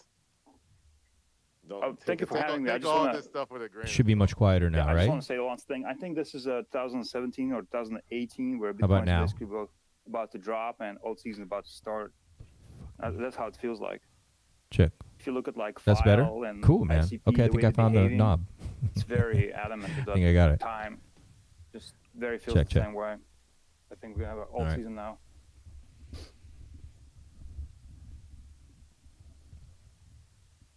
It would be a bit wild to have an alt season without Ethereum putting a new all-time high in for the last 4 or 5 years. Ethereum's dead. Ethereum's dead. Sorry to tell you, Ethereum's dead. That's what So everybody price. said. I mean, they also said that at $1,200. $1,200 and we went from Yeah, but that's because the hedge funds. That's because the hedge funds. Ethereum lows All right, much better. Good to hear, man. I think I figured it out. I'm gonna take a 2-minute break, but I'm gonna let this play. I'll be right back. Yeah, that's what I'm saying. And we'll The do alt Shemitah's, season's gonna start and because I'll tell you Ethereum's why dead. a bear Just like market would be Bitcoin is bad dead, doesn't Yeah, it doesn't for work. It doesn't Pulse work Chain. that way. Right. Did you know that there's a bull market happening on base right now for like the last 2 weeks? You know what base uses? Ethereum. Yeah, the blockchain maybe that's using Ethereum maybe running, but not Ethereum itself. No. You used wrapped ETH? Exactly. What chain is How do you this? get, You how use do you get wraps. wrapped ETH? How do you get wrapped? Oh man. Wrapped ETH. It's gonna stall. What's the upside? 10,000? You're gonna 3x on Ethereum? Same Bitcoin. Would you like to bet? Just saying. Would you like to bet a? I don't need to bet. The market speaks for me. I'll give you odds on the bet that if there is a altcoin season, and we can all agree what a true altcoin season is, and Ethereum doesn't create a new all-time high, I'll give you odds on that bet. Sure. Tell me that. $100. All right. So this is what I'll do. This is what I'll do. You can create a poly market. You don't need to. 100 odds. Listen, I'll give you 1 to 100 odds on your $100. If it creates a new all-time high, if it doesn't create all-time high, or if it does, all you have to do is give me $1. Sure, and if it doesn't, I'll give you $100. Okay. Hunting down later. It's a good deal. That makes the bet that much more. Well, what about the time frame, right? Okay. What's the time frame though? Because if you let's say all-time high, you're 10 years. telling me it's about to happen, so you tell me. You don't want to give odds, Within, man. I'd say a year. Ethereum's not going to make all-time highs. Yeah. If the top is in, the year is a whole bear. Like what? Yeah, exactly. That's what I'm saying. Bitcoin can be here in this. What kind of okay? So what kind of alt season are we talking about? For how long? Like what's 6 months. there was never ever a Yeah, don't 6 month get. alt season, dude. Like Well, I it don't think never you even happens. understand It doesn't crypto. happen after the tops either. Like it There is doesn't. The alt never season ever doesn't listen. happen Never after in the the top. history of crypto was there a 6 month full blown alt season There without was 85-95% drops. You can't put a time. You can't put a time frame on this bet. You have to say if. I mean, I think he's. No, I can already. I cannot. Just the way he's saying things, he doesn't understand crypto. And how No, I know he doesn't. I know he. I know he doesn't. I know he doesn't. Of course. Hence, you're giving him 100 to 1 odds on something that's impossible. How does alt season happen? What is alt season to you? Anything that's not main top 10 coins, let's just say. But what does it consist of? Like, what is alt season to you? You gotta really define. It's a bad bet if you're not going to define what alt season is. All the alternative blockchains that are not top 10, that have prospects in commerce and enterprise. That includes decentralization of file storage, like Filecoin, ICP. There'll be other coins like Algorand, the ones that basically be under the radar, not including Solana, because it became mainstream. All of these, I wouldn't say shit coins, but let's call them shit coins, because they've been down like 80% or something like that, or maybe 90 in case. So all of these coins are going to start rallying in the next 6 months. At the same time, Bitcoin, Ethereum, Solana, Ripple, they're going to struggle going forward for next year, something like that. And then the bear will be really. What would be a rally? Like what? You gotta give me we gotta have a measurement. You can look at Zcash. You can say 50% and say I told Zcash. you so. Look at and then Zcash. I'd be like, come on, bro. Look at Zcash. Look at Zcash. Zcash is a signal at the top of Bitcoin. Every time Bitcoin rallied, at the top, bottom occurred, money moved to Zcash or privacy coins. It's been a consistent rallies for the last three bull markets. Did you know that Ethereum created a new all-time high in that time period too? Which time frame? The time frame we're talking about with Zcash, man. Ethereum just had an all-time high not too long ago. Sure. How many coins were alternative to the Ethereum at that time? Very few. Very few L1 Ethereum-like coins were there. But you're making a claim that because I am making that claim. Anything it's under because Ethereum was the old coin. Ethereum was the old coin to the Bitcoin. It used to be Ethereum, right? There were only really like 3-10 really coins back then. And that's, of course, the Ethereum reality because people poured in that. There was a lot of hype, all the bullshit. Do you It never realize occurred. Ethereum is dead, but do you realize from the bottom it's just as many gains as Bitcoin? There's a lot of gains, ups and downs. It's a market, No. man. I'm giving you facts, man. Sure. From the bottom to the top. From the bottom to the top. Uh-huh. The Ethereum gains from the Bitcoin gains isn't that much of a difference. I think Ethereum went more than about Bitcoin, I think, in terms of rallies. If you take like from dead? That is in the sense of price volatility. It's going to be stagnation here. Chart, man. Yeah, of course. Didn't it dominate by 61% right now? Isn't it more dominant than ever before? It's another signal why the price went down. Like, when alt season starts, that's when that stuff starts to go down, and it doesn't mean Bitcoin goes down also. No, it doesn't mean it doesn't have to. No, exactly, it doesn't have to. But it is a signal for the price to go down. Probably something will break, whatever it may be. Historically, though, like Bitcoin goes up at the very end, and the dominance goes down, and that's your alt season. And then we get a top on Bitcoin. No, it fluctuates. It gets volatile in a flat line. It doesn't start trending upward. No, you're wrong. You're wrong. Wait, dude, you have no idea what you're talking about. Like what you just said right there, you officially have no idea what you're talking about. Okay, so like you're telling me when the put a stake in your own heart. So I see a lot of things. You see a lot of things, and we're gonna fact check each other all day long. No. Listen. I want you to go. Let's do this together. I want you to go on TradingView.com right now. Sure. Bitcoin used to be 98% dominant. So we're really gonna fact out. So it's not 61 right now. I was literally about to leave the office, but now I really have to sit down and teach you. You know what you can help. So as you go on button. TradingView.com, you will never see a flat line altcoin season. The only time you saw Bitcoin dominance, which what the dominance chart is a dominance of Bitcoin versus all other coins. Period. So if we can agree with that, we're sure. I can agree with that. Yeah, okay. I agree with that. When you go all the way back, go to the monthly chart and go all the way back to 2000. Go all the way back to 2015 to 2016. You're going to see Bitcoin literally flatlined You see how it's flatlined there? From I'm not looking. 2014 to 2017, it was flatline. What happened in 2017? The burst of all other old crap started The to occur, very right? first crazy altcoin. It went Right. from 95 from flatline. Everything wasn't going Wait, which crazy. That wasn't altcoin season. From flatline of February 2017 to it bottom in January 2018, it went from 96% all the way down to 35%. That's an altcoin season. Then wow, it got Bitcoin went 30% down. up.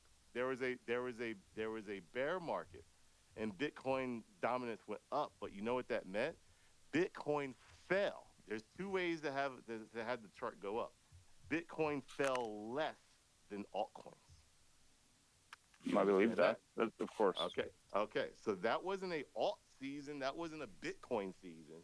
It was just, hey, you probably should be in Bitcoin because you're going to be able to accumulate more of your altcoins because they're falling less. So it's better to be holding Bitcoin than it is to be holding any majority of those altcoins. Now, don't get me wrong. There are altcoins that literally ran from 2018 all the way up to September 2019 and outdid Bitcoin. But for the most part, when you're combining them all, it actually was better to hold Bitcoin than that. Now, you can probably say Ethereum, so we can break it down, just say Ethereum versus Bitcoin. You were better off. The best time you should have sold your Ethereum ever against Bitcoin was in 2017. No time ever was better to hold Ethereum than it was to hold Bitcoin. But that does not mean that Ethereum is dead because Ethereum went down to $80 and it's literally sitting at $4,000. So your definition of flat line is where an altcoin season starts. Nowhere in this chart tells you that when it flatlines, there's an altcoin season. If you were correct, the flat line that you have from May 1st of 2021 all the way to Sunday. Well, it's not good for either if I'm right or wrong. If you say I'm wrong, then it's not good. There's no whole season. Then we're back to bear market. That's not true. Well, Bitcoin's dipping, right? A dip? You know how many times? Go look in 2017 and I tell me. know. Every time I hear that, doesn't make any sense.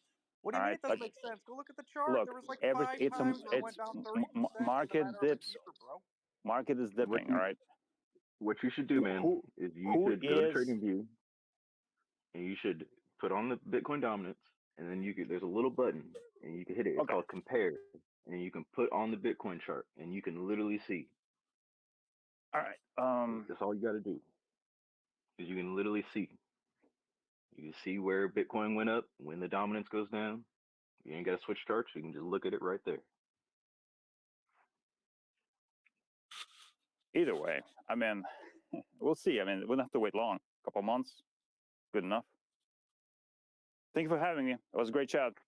See you in 2 months. I mean, I think Bitcoin's going down to 60K, but I just think they're trying to shake people out. I think this whole market's been manipulated. I think the Trump, all them people, China, they all in on it. They just been manipulating because these people ain't about to be bag holding. Think about how much ETH. All right, what's up, pups? How's everybody doing? We back. Let's talk about cycles a little bit, okay? So everyone knows, kind of has an idea of how I look at the cycles, okay? And I hope that this gives you guys some insights and helps you cut through the noise, because these cycles are not movable, all right? They're not movable. Let me know how the volume is. I'm going to make some changes to this app, but hopefully I think I got more volume. Okay. Let's go look at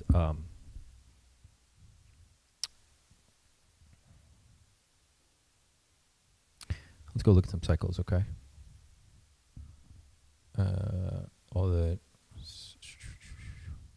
Yeah, that was getting a little intense, right? For a sec. Like, what the fuck are these guys going on about, man?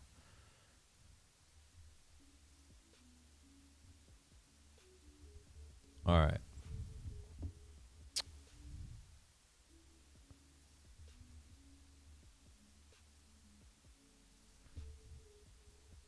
yeah, a lot of people are feeling a lot of pain right now, right? And it's showing, like, people really, really hurting. Okay.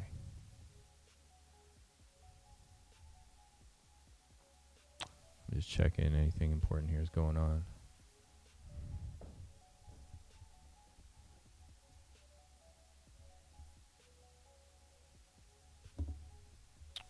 So fucking red. I'm like, am I blood red right now? What the fuck? Jesus. Is that even better? Barely.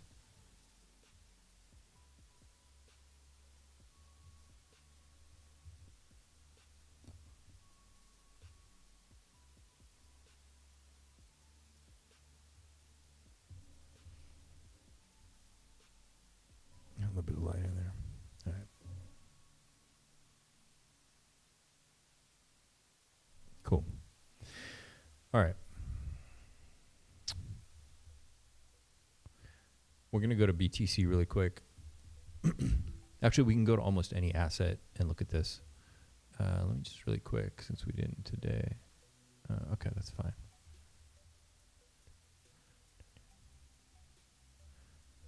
Okay.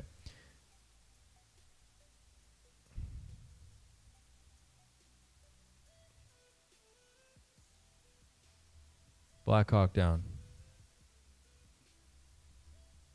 Yo, yo.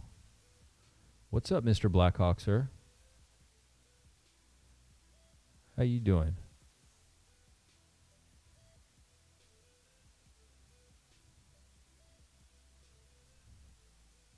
Yeah.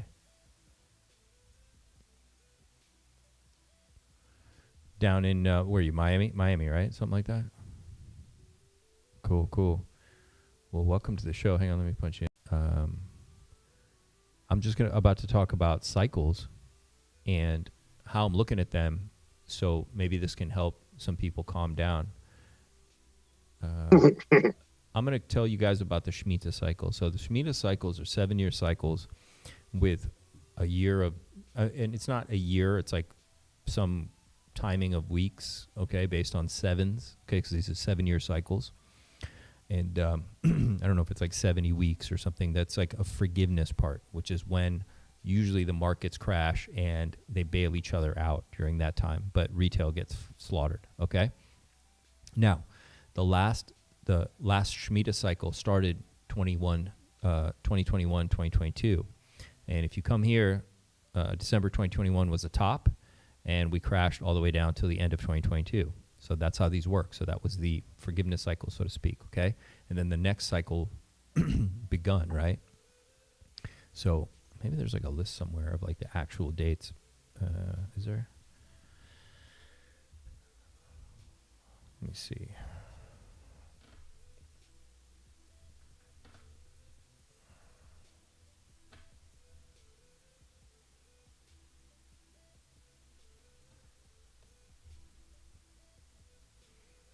Yeah, 21-22, which was 57-82 in the Hebrew calendar. And the next one is 28-29, okay? Which is really interesting. And so the one before was 2015, okay? So let's go back to 2014, 2015, see what happened.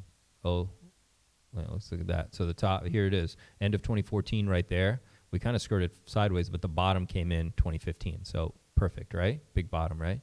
And then we rocketed it up. This is on the Dow Jones until 2020.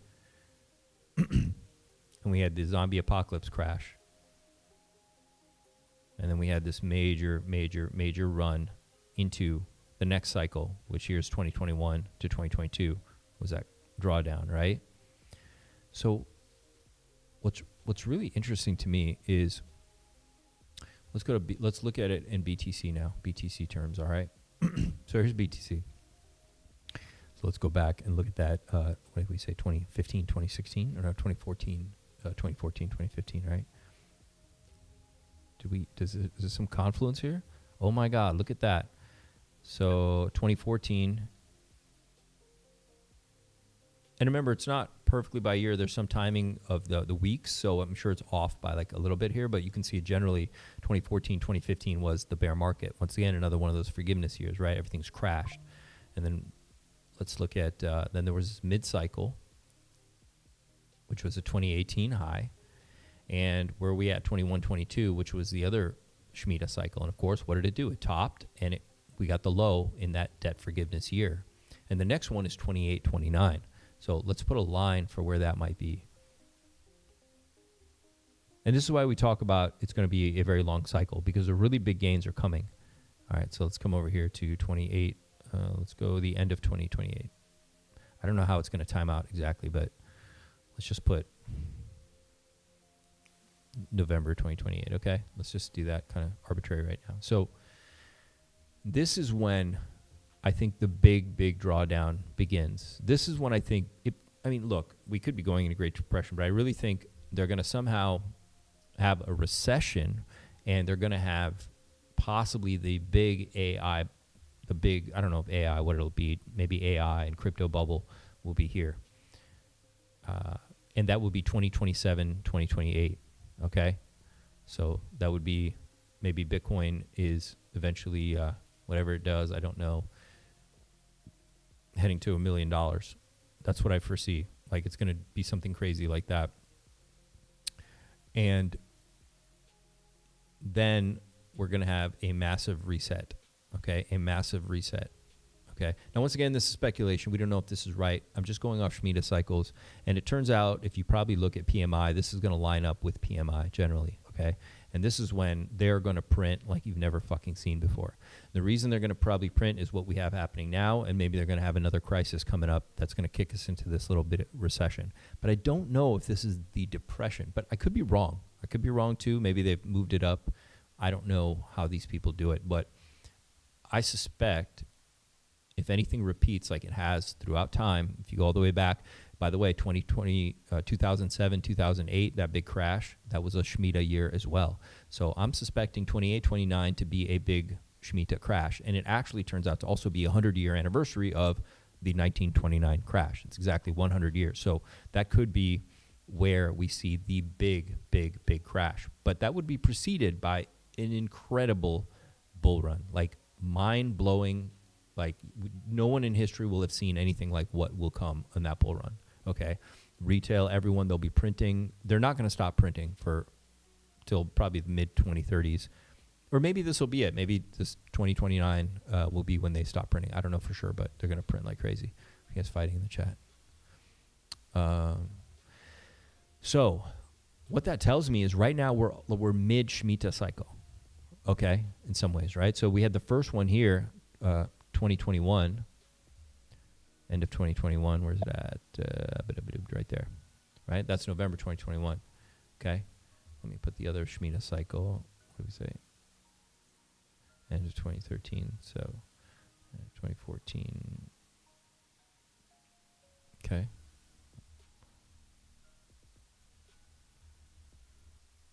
That's too much. It's too much. All right. So you can see that we are in that midpoint, just like we were in 2018, right?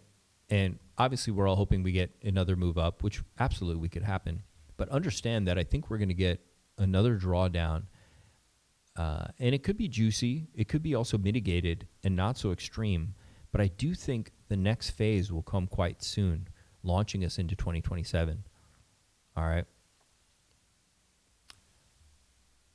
And there's a lot of reasons that it's almost better to hold than to try to time this perfectly, whatever happens. And I'm sure they're going to also have a lot of fuckery to make sure a lot of people don't get in on it, because this move up going into 2027, 28 is going to be unfucking believable. It really will. I think this is going to be a big Shemitah year, okay? You can see that the lines I have here are kind of rough estimations of the Shemitah cycles, the 7-year cycles, okay? Let's see if we can see 2007, 2008 on here too. That would be the start of Bitcoin, right? Before it was started. Yeah, so that was back here. And I mean, this could go to $1 million. Who knows what this will go to, right? I mean, they could send Bitcoin to some nutty number over here. So I do suspect some kind of crash, recession, drawdown to complete this half. But,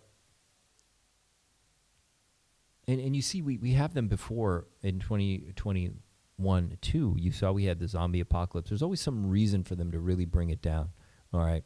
Which I also think was manufactured. I don't think it was a total accident, right? But what I see happening is something similar where we get some big drawdown. Maybe we go to 47. Like, maybe we touch the white line again, right? Which is the I think it's a 300, right? Let's go back to the MA5. It's a 300. Yeah, it's a 300. So we always seem to touch the 300. And we may come close to it. We may get something bad happens that takes us to 4,700 eventually in 2026. Or maybe we don't go that low even. It's possible we don't. It's possible, we only get to like 65-ish K, which would be around that range of the 2021 highs, right? That's another possibility as well. Like we get to 60, maybe in the mid-50s, 60. We'd have to get in there and play with that to think about where that could be. So maybe it hovers above the 300 a little bit. But my point is that you'd want to make sure you can get in position, because I think the next move up is going to catch us off guard, and it's going to happen quick. And this bull run, 2027, 2028, is going to be insane, like really insane, because this is going to terminate this Shemitah cycle. And like I said, it's 2028, 29, which is a 100-year anniversary of the Great Depression, right? So maybe this is when the big crash happens. Like like maybe this is the one where after it happens, nothing recovers for like at least 5 years to the middle of that next Shemitah cycle, right? Because after this, the next Shemitah cycle is going to be 29, so it'll be like 2036. Does that sound right? So it'll be where, like over here, right? Yeah. So, or it could be, as they say, like just a bad Shemitah era, because this is where they'll really be putting AI in the positions of power all over the world. They'll be bringing on, so to speak, the AI god, or what you might call the Antichrist or whatever, which is, I've talked about this before, and I can do a deep dive on this about the AI is simply logos, which is logic, which is the mind. Christ consciousness is the heart. And to make it really easy for you guys to understand this, just think of the movie Star Trek. Okay, there's Spock, which is all logic, and then there's Captain Kirk, which is all heart, right? And Spock would be like, no, the needs of the many outweigh the needs of the few, And Kirk would be like, he would give his life to save the last person. You know what I mean? He's not thinking rationally. He's thinking from his heart. So that is the Christ consciousness. That is heart consciousness. AI does not have heart consciousness. AI is like Spock, okay? He's just pure logic. And without somebody there like Captain Kirk to be like, listen, Spock, we're still human. And, because that's what retains humanity, right? So, but the AI doesn't have any of that. AI is pure logos. It's pure mind. So that's why it's considered the Antichrist, which is really just anti-heart. There's just no heart there. There's nothing there. It's just pure logos, okay, which is frightening, okay?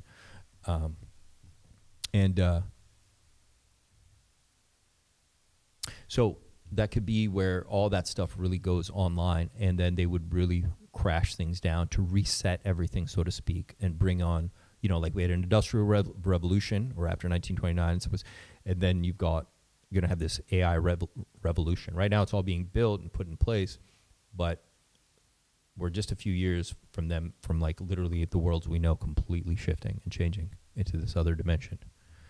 Mega AI bubble that blows up badly. Yeah, well, that'll be part of it. I think the AI, this will be the AI bubble, like the big AI bubble. We'll probably have one bubble pop now. People won't think, but then what'll happen here in 2028, 29 will be an epic crypto and AI bubble. Yeah, no doubt about that. You're going to have, right now you have, a few big players in the AI space. I think come here 2028, 29, you're going to have hundreds of AI companies, hundreds of them, just like you had in the .com time, like pets.com and this.com and blah, blah, blah. You're going to have like every other person is going to be starting an AI startup. That's what's going to be happening in 2028, 2029. I'm certain of it, okay? Absolutely certain of it. And we want to make it to there. We got to make it to there. So hopefully we don't get destroyed here, and we do run, but there's a lot of amazing things to look forward to coming into this Shemitah a year, 2028, 2029. The amount of money they're going to print is unbelievable. It's going to be unbelievable. I got a question Yeah. to that. What's up, bro? You want me to ask? So, regarding the Shemitah, because I used to listen to Waters Above a long time ago. Okay. This is ancient in the Jewish religion, correct? Mm-hmm. The Shemitah history. Yep. And so I've always wondered, because I've never paid attention to what did your calendar look like back then? Because when I look at the calendars now, I see Greek influence, Latin influence, and October, November, December, Octum, Novo. Well, that's going to be probably another I've always video. Kind of wonder when I hear this how to cross-reference it. That's pretty deep. I mean, Okay. look, That's what Shemitah year 2028 is Jewish calendar 5789. So however you want to think about that, But it is interesting. Like I said, we could just do a whole video hours on just this Shemitah stuff. And look, this money creation system we have comes from their system, okay? Money lending and usury and all these things, right? So this is their system, all right? And it is what it is. So we are on their cycles. True. Yeah. Relative to Saturn and Hex and the poles of Saturn. I love that. So that I got to make sure I catch you for that next in-depth Shemitah overview. Yeah, and I do want to do a Saturn Earth Matrix one too, Saturn Moon Earth Matrix one as well. I think we've just been at this part of the cycle where I didn't want to take too much attention away from being able to update on every little thing that's happening. But Archie, glad you like the Star Trek reference. I'm going to use that in my Shemitah video, or I'm going to do like an AI stuff and help it so people understand what Antichrist means. It means anti-heart, because Christ consciousness is coming from your heart. It's heart consciousness. It's not logical. It's like the purest humanity can be. Cool reference, but it's not. Spock is an AI. Yeah, I understand he's not AI, Grape. The point is he's logos. He's logic. Okay, I know that because he even says that he's like logical, right? He talks about that. So it's and he's not a robot. I mean, I get it. He's from what's the planet he's from? Spock. He's a Vulcan. Vulcan. Yeah, he's from the V, right? The V planet or whatever, right? He's a Vulcan. Yeah, no, I know who Spock is, man. Great, just chill, bro. But he's logos, and Captain Kirk is the heart. Okay, that's the symbolism in the show. These two characters. It's the duality of the man, the battle between the heart and the mind. Right, doing what's logical versus what is human, or embraces humanity. Like for example, if you saved 6 people from a burning building, and there was still 1 kid left, but the building's about to collapse, logos would tell you, that's it, man. You can't go back in. You saved 6 people. You did the best you could. If you go in, you're going to lose yourself too. But your heart will make you run back in the building and try to save the other kid.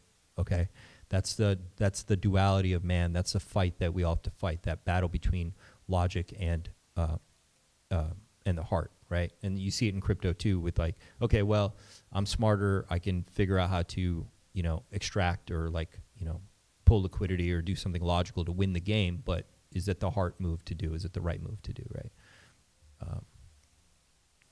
Shemitah cycle is a fundamental of financial, fiduciary, administration, domestic. Yep, that's right. It's a 7-year system, which is Shemitah's. Cool, you guys are all looking up Shemitah stuff. Nice. It's good because then you're going to understand why I'm showing you guys this, and why when we talk about extended cycles, because I think the AI bubble can get much, much, much bigger. There's a reason why we talk in terms of this cycle being really weird and long, because it doesn't make sense for them to completely destroy everything right now. Yeah, maybe we do get a serious drawdown. Like, it's very possible 2026 is really brutal. It could be, but at the same time, they could keep prices at a decent place. I mean, I don't know what they're going to do. I don't know. Maybe they need to bring in CBDCs somewhere soon, or some version of digital control. Like, it doesn't have to be CBDCs. It could be like ID. It could be some verification system digitally. I don't know what they're going to do, but they could be doing something like that before 28, 29. yeah, this is going to be really interesting what they do. I mean, do we just get a rug pull? I talked about that in my bear video 3 weeks ago, right? I think I had a clip on Twitter too where I said, like, you know, they could be planning a rug pull. Maybe that's why Nancy Pelosi retired. She knows they're about to do something. 87 was a Shemitah year, big crash. 2021 were all Shemitah years. Yeah, that's what I'm telling you guys. It's really important to understand these so you understand, and they line up perfectly with all the big drawdowns. These are the forgiveness years and the start of the new Shemitahs, right? So we're in the middle of the Shemitah cycle right now, okay? And it culminates 2028, 29. And that's why you guys have heard, who've been following my channel for a long time, in 2023, 2024, I was talking about 2027 being the big run. And now you guys understand why I kept talking about 2027, because that will be right around here. I'll make it a different color. Let's say 2027, January. Let's say this is January 2027, which it is. I'll make it, I don't know what color should make it. I don't like that color. I don't know. Let's do this color. That's a nice color.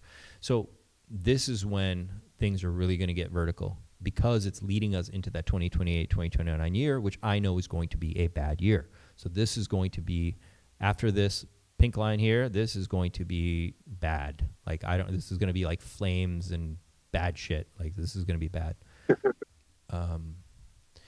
But 2027, so what happens between now and 2027, right? So we can open this up and think about it. Like, we're just playing around right now. This is late night stuff. This is weird stuff. I don't want to drag this on forever. But, you know, yeah. And, you know, you mentioned like Waters Above. I know he does some interesting stuff, but man, that guy is unbelievably wrong this cycle, like constantly, okay? Yeah. So I don't follow him, though I totally respect his work a lot. I really do respect his work. He does some really interesting stuff, and you know me, I'm into a lot of esoteric, and I have a lot of interesting studies that I'm into that cross with a lot of things he's into, but his thing in numerology is very cool. It's very, very cool, but the fact still remains that he's extraordinarily incorrect in his thesis this cycle, and that's a big tell. You should have a way to navigate any cycle regardless of how chaotic it is. And now he's called black swans, he's called this, he's called that, none of which have panned out at all whatsoever. I still will come back old school cycle theories, Shemitah cycles, and just, you know, basic TA. But interesting discussions. Yeah, totally interesting. Like I said, I totally respect his work. Like, he's really does awesome work. I love all that numerology stuff. Super cool. And I've definitely watched some of his streams. Very, very fun. Very cool. Yeah, when it got a little bit too heavy in the XRP factor, I was like, all right, this is not, it's related. Yeah. Relatable. Yeah, and he's made some good XRP calls. Actually, me and my wife, yeah. Yeah. So my wife and I, we have a local shaman, actually. Okay. He's been a close friend of ours for 10 years. He'll sit down, talk of Saturn, the 7, 8 houses, and break it down to us relative to our birthday, nice time of day, et cetera. And it's been amazing how accurate that stuff has been on a one-on-one type situation. What type of shamanism, or what type of shaman? So I would be remiss if I tried to guess or state that. We just know that he's been passionate, heavily into it for the past decade and a half, almost. Mm-hmm. So I couldn't say which specific shamanism that he's in, but it's amazing. He'll get into it, then he'll go into Judaism, then he'll go into, I think, the oldest religion in the world, Hinduism, and how that formed, and Buddhism, and the parallels, and bring it all home, and then tie it into our specifics. And so he's done wonders for us, just relationship-wise, cool, man, financially. Yeah, I studied Toltec shamanism for years, and then, you know, would do shamanic journeying workshops and lead people through drumming and stuff like that. It was an interesting phase I went through in my life. I just like threw myself into it, you know. It's very cool stuff. Very, very cool stuff. Really helps open up your consciousness. He did predict. Amen.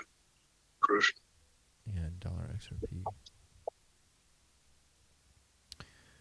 I would totally stream with him. I don't know if he, you know, his channel's quite big, but I absolutely would, just because I totally respect his work, and I think him and I would cross on a lot of ideas and discussions and interests, what have you. But it's interesting that, you know, a lot of I guess the numerology, maybe it just didn't play out this cycle. I don't know the full details on that, but I'm curious to learn more for sure. Yeah, man, maybe I'll do a drum workshop for you guys. Take you guys through like a cool journey, have some out of body experiences. But like, look, so here we are now, right? So 2027 starts here in the green. And if we're leading up to what I think is going to be the greatest bull run in the history of planet Earth, like nothing we've ever seen before, forget what you're even seeing now, because this will be, you know, and this is Bitcoin. So, I mean, maybe Bitcoin goes, I think Bitcoin goes maybe for this $1 million. Let's do this $1 million zone, right?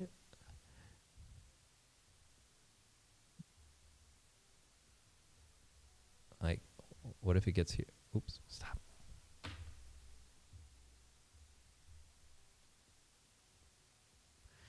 You know?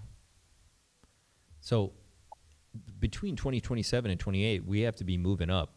We have to be moving up pretty hardcore. If it's going to be as epic a bull run as I think, and, you know, I could be completely wrong about this. So I'm just riffing, guys. I'm just riffing here based on cycles. But I think I could be correct. Also because, like I said, it's 1929 anniversary, right, of the market crash. So, I mean, how proper would it be for them to do it again 100 years later, or give or take 6 months or a year, right? Because the thing is, it wouldn't matter that you figure out that they're going to crash at 1929. The money you make before the crash is where all the gains are, so people are going to stay in the market. I hope you guys understand how that works. I know a lot of times people think like, oh, then why would you be in the market? You'd be in the market because you're doubling your money every fucking month. That's why you stay in the market. That's why these things are so they're so addictive, right? So we have to move from 2027. Yeah, you got to have some. It's got to be pretty epic. So, you know, how much can they just how much can they really crater it, right? Like, I'm totally screwing around right now. Let's look at that. I don't know. Does that look sensible? You guys, something to look forward to as well, right?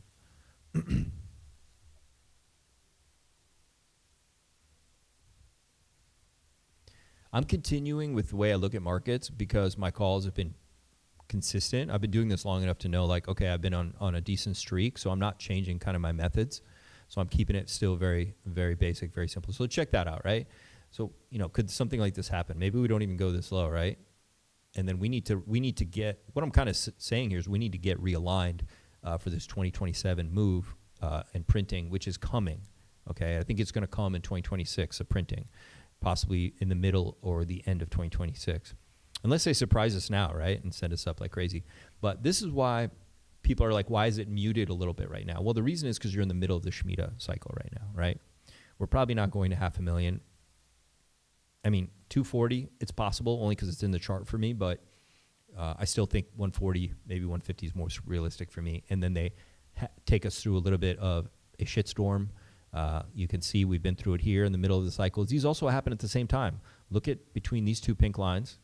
Okay, and let me know if you guys can't see. I hope I try to make it like as like easy to read as possible. You can see this area here in the middle, the fuckery that goes on before the big moves up to the end of the Shemitah cycle into the new one. So same thing. We're gonna get some fuckery right about now, or starting in 2026. That's gonna prep us for the buy-in in 2027. That's going to take us to unbelievable heights, just like we went from 3K or 4K on BTC in 2019 or 2020 to 69K by 2021, 2022, like literally a year or two later. Same thing's going to happen. We're going to be down at maybe Bitcoin's 50K, 60K. I don't know what it'll be at. Maybe it's at fucking 30K. I don't know. I don't know right now. That's not what's important. What's important is you'd be buying in everything you could, okay, because of where we are in the cycle. That's what I look at, because where we are in the cycle. I don't care about too much noise outside that. You'd buy everything you fucking can, and then you would ride this up and try to get as close to that bubble pop as you can, but it's not going to be easy, right? We don't know. It'll be 2028, 2029. It's going to get bad, really bad. And I think this will be the big fucking crash because, like I said, of the Great Depression anniversary. Maybe, right? Like, it's a lot of theory. The final bubble. Yeah, it could be. It could be. I mean, if it's really bad, then it could be like a bad 7 years after that. Like this would be the like tribulation 7 years or something, right? We'd have to get deeper into the Shemitah and see where they are also with what's happening in Israel and everything and their ceremonies to get more on that. ETH 200K. Yeah, man, ETH could do something crazy. We could map the same thing out on Ethereum and start visualizing it and thinking about it.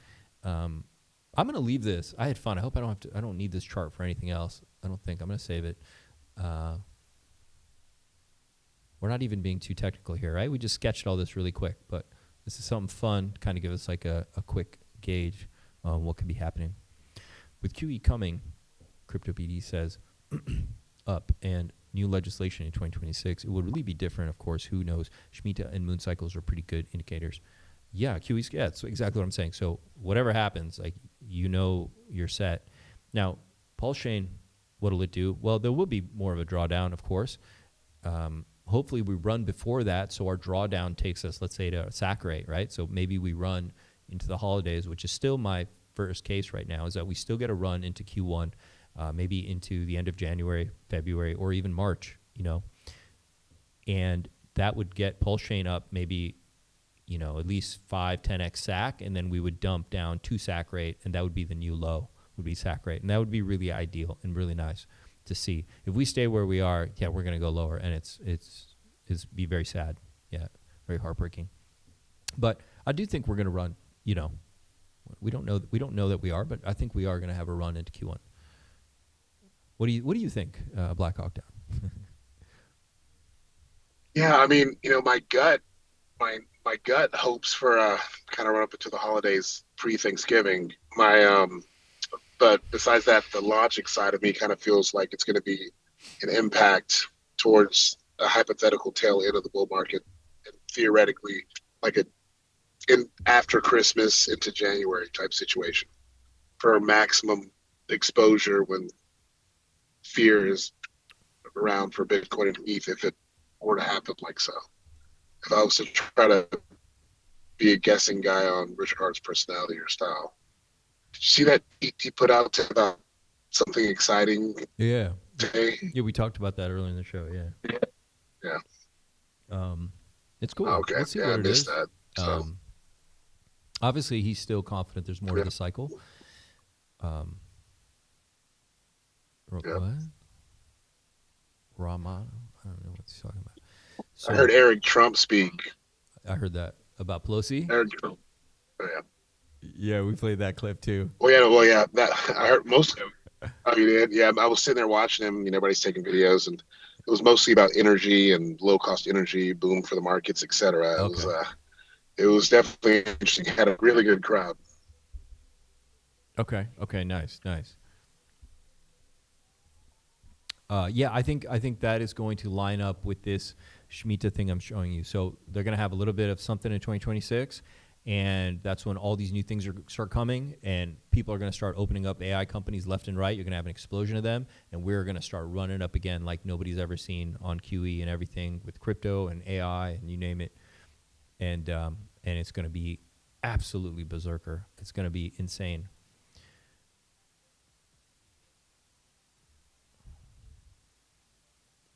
Who knows how high that could go? I don't know, whatever. Yeah, speaking of that, at this conference, there were so many companies speaking about AI, and every single booth almost said that they already had AI incorporated into their crypto platform. Very centralized type companies, but it was just kind of mind blowing to see that this early. Oh yeah. Yeah, they're getting ready, right? They know what's coming, right? You're gonna see that multiply like 10x soon. Yeah. Or pump for holiday, then family of trying to buy top during holidays. Yeah. I mean that's how it is, man. That's the game, right? There's a huge amount of hex stakes that are also coming next year, so it'll make sense for a correction. Late night cropping, just right popping. Who's gonna? Everybody smash the like button. I hope you guys are enjoying the stream. We talked about the Shemitah, so let me know you guys enjoyed that by smashing the like button. Let me know if you have questions about the Shemitah. You can come to the Telegram at St. Wolf Vision. You know, you guys know the show. You can come back, take photos of this or references. I'm gonna save the charts. We'll come back later. Like I said, we just did this very quick, very rough. We can also get in there and do it more. You know, we can start pulling like some fibs and think about some real accurate levels to set. But, you know, I've been eyeballing things now for a few years and it's been working out pretty well. So I'm going to trust you know, we can play around with weird levels and stuff too, just to see what we're looking at. But could something like that could happen, roughly. Yeah, like, share, and subscribe. Thanks, KD. Yeah, if you guys can retweet, reshare, that'd be amazing. And of course, you know, I talked about really alpha that's really valuable, like project releases and things like that. I'm going to do it on Instagram first, just to be the most fair, so it doesn't go to people who stalk the Telegram for alpha. So Mr. Saint Wolf is the Instagram. Mr. Saint Wolf is the Instagram. So just go follow over there, and I'll be using that to put stories on. And then I'll announce it on X and Telegram. But of course, we'll do the Instagram first. So it's Mr. Saint Wolf on Instagram. And of course, smash the like button. Smash it good. Dumps for tax harvesting. Appreciate that, Conspiracy Crypto. What's up, Ash Tree? How you doing? This info is all speculation. Josh T. Yeah. It's speculation, man. It's speculation, but you know what? If you look at my pink lines, they line up pretty well with these cycle tops, and these are the Shemitah cycles, man. Deerslayer, what the fuck did you just write, Mr. Saint Wold? Oh, okay. We got to correct that one. To who do you what do you type? I'm following a good amount of people right now already on really interesting community on Instagram. You guys are out there. I love seeing what you guys are up to, connecting. Yeah, I was saying before, Waters is great. I don't have as much time, but you know, it's nice checking in on streams. He's got a great vibe, and like I said, the numerology stuff's really fascinating to me. I love it. Let's see what's going on really quick on X. It's got anything to cover here.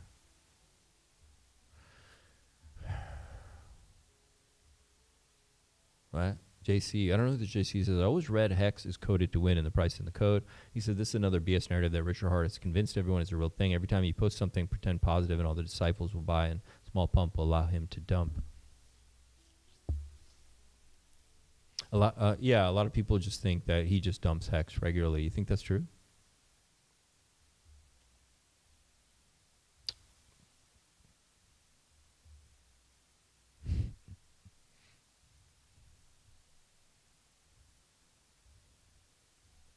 Flights delayed. Oh, the government shut down. Yeah. How's the government shutdown affecting you at all?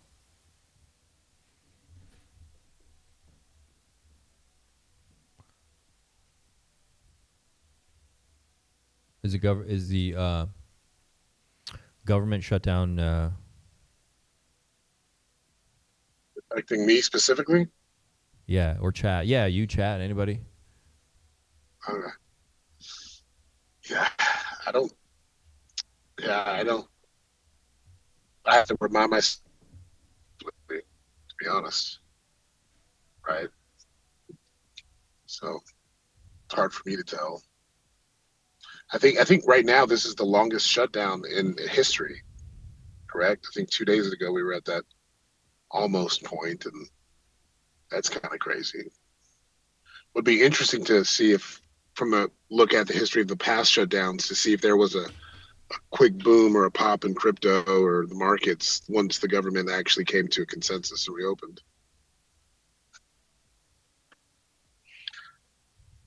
When I looked at what happens with crypto when they shut down, it basically stated there's always a pop in crypto and then a decline thereafter. But I look at what happens when they reopen on average.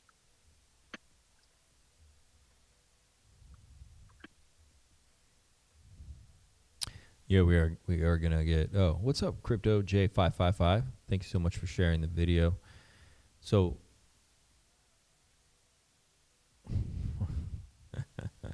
these lefties. Sorry, I don't like lefties. My buddy's wife worked for the IRS and lost her job. Now she's working part-time indefinitely.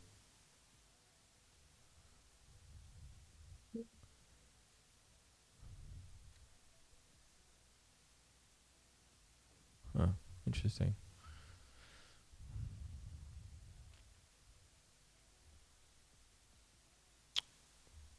What's going on? It's weird. It's not a whole lot going on. Just go see the news or something. For You page is interesting. Sometimes it's just weird. Yeah, most people are convinced it's some kind of privacy protocol. I like the sound of that. That makes a lot of sense to me.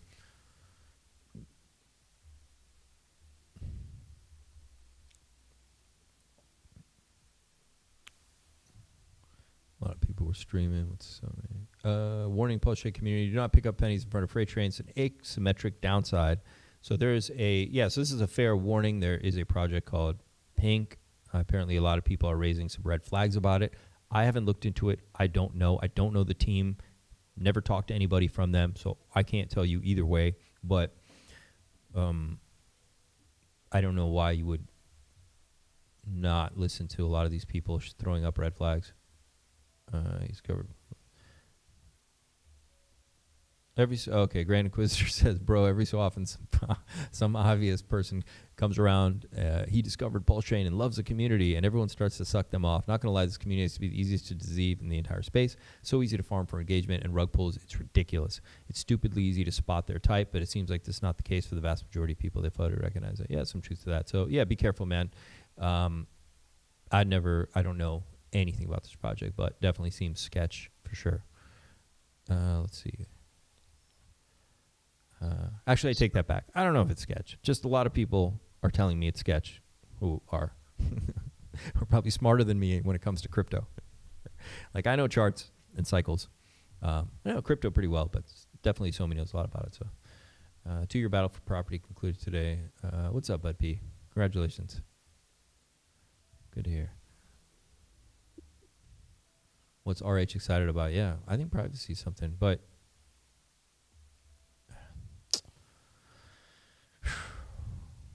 we got to start moving the chain. Chain's got to start moving up.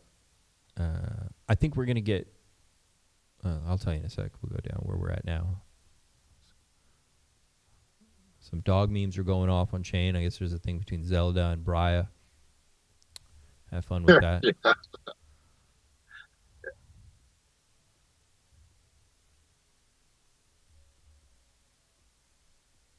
You heard of a guy called Player Taco? Been in the crypto space worldwide. Big ETH soul guy. Taco. Have you heard of that name before? There's a few tacos out there that are crypto guys. Okay. Yeah. Which one? So this guy, I got a picture. I'll send it to you later. But Player One Taco, he was there kind of helping with the Tangent wallet. The dude was brilliant. I mean, speaking about all chains, ETH, Soulbase, and I spoke to him about Pulse Chain and Richard Hart, etc. And he was kind of on the opposite side of it, saying that if we could stop being such a big echo chamber, etc. And so the conversation got so high level that I had to actually take a step back and say, hey, let me get your contact information. I'd like to probably have you chime in or one day communicate with St. Wolf or Famous or Giga or Panos, Carrot, or someone that could actually have more of a historical debate cross-chain. Yeah. I could myself, so kind of like a deflect close. But when this is done, I'll probably kind of just send you a picture and information. Just you might recognize him. He's a pretty big name out there. Obviously not in the Pulse Chain ecosystem, but okay. Yeah.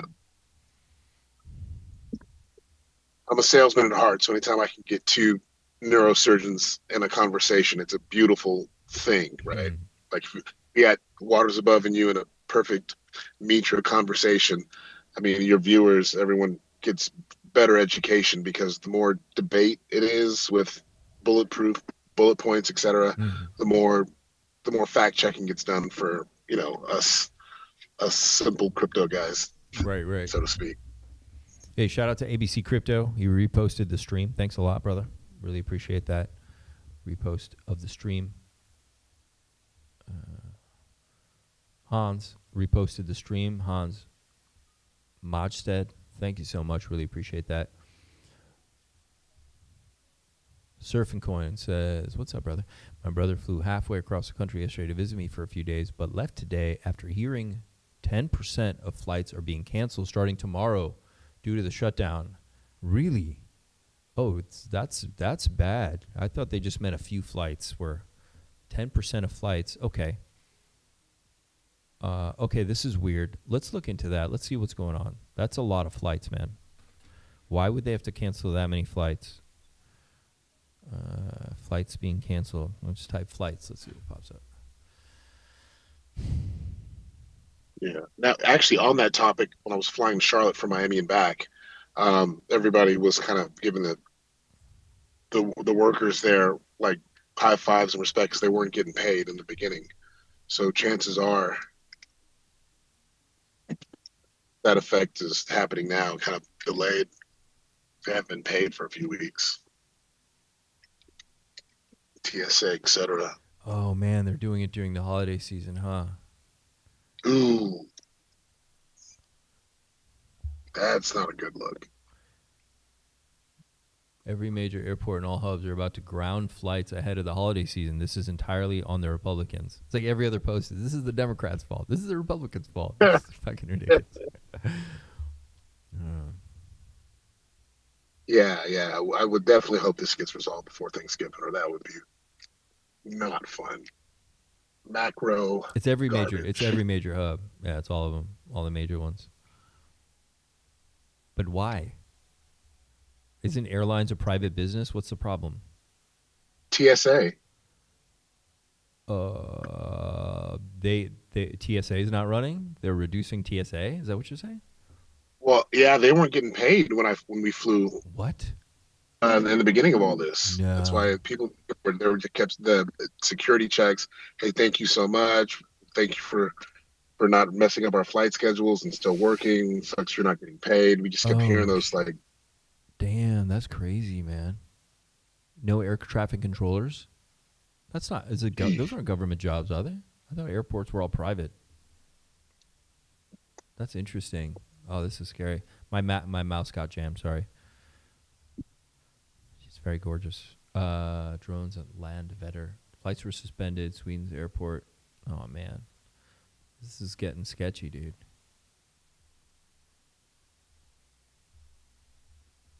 Hey, St. Wolf. Yeah. Just got home, my man. I appreciate you letting me on here and get the knowledge, direct line knowledge. I just want to leave on a note saying I'm a big manifestation guy, and I pray sincerely and hope that every single Pulsican and Hexican has an amazing send before Thanksgiving and has one of the best holiday seasons ever, down to the guy with just 500 pulse to 1,000 pulse, that it's life-changing. And in tune, I think we all benefit from the small guys winning big. I think so. Thanks again, man. Appreciate that. Thank you for the prayer. Amen. Amen, brother. Heartfelt. It's a lot better than praying for myself. All right, my man. Talk to you soon. You got it. See you. Thanks, buddy. Appreciate you. Bye. Oh man, this is gonna get messy. Fuck. This is weird, man. This is so weird.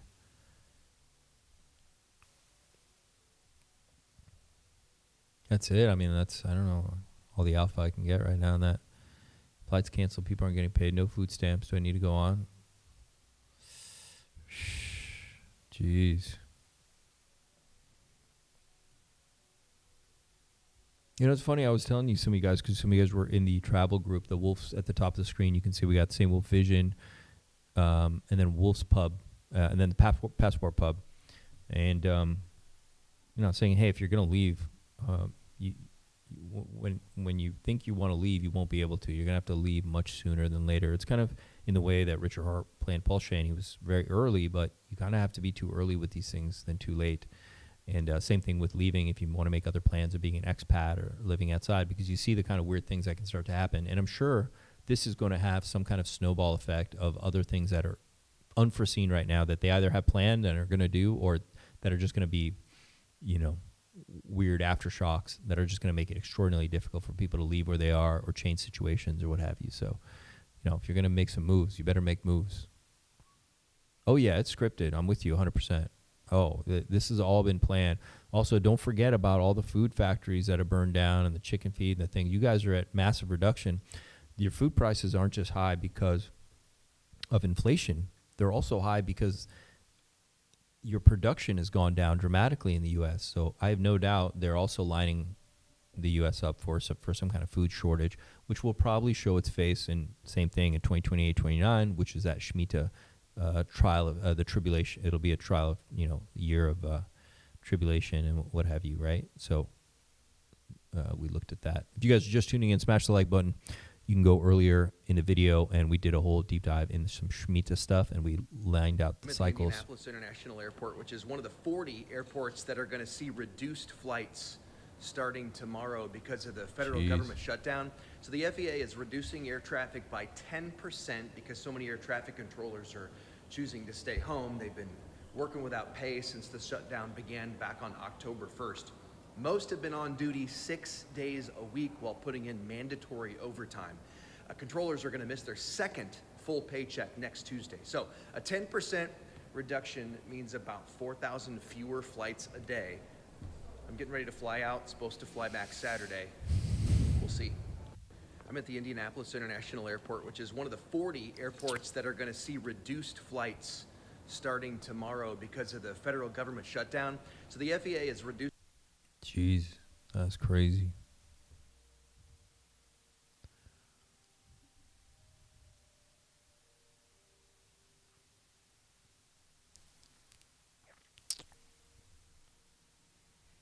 This will send the price of flights up dramatically as well, right? The demand is going to go through the roof for whatever is left or available. My God.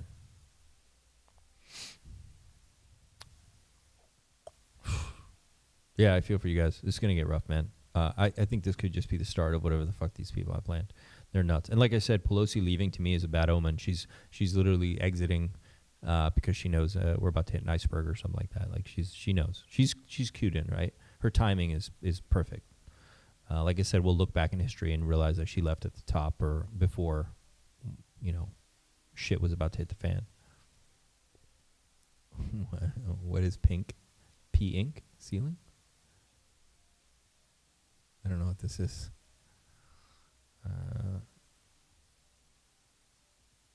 That's beautiful. Let me have some water.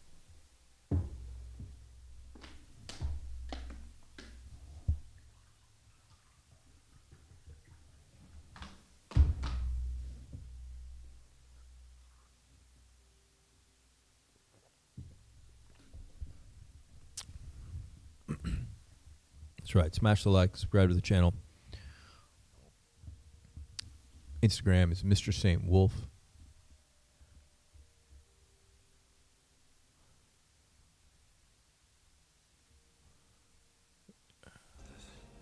Dude, I got a very bad feeling.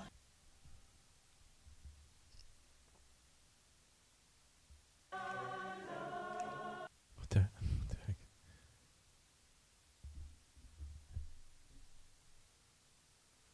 Oh, so Ye's like making up with Shit, and the way you act when you have this disease. Yeah, and it's a big deal. wow, so interesting.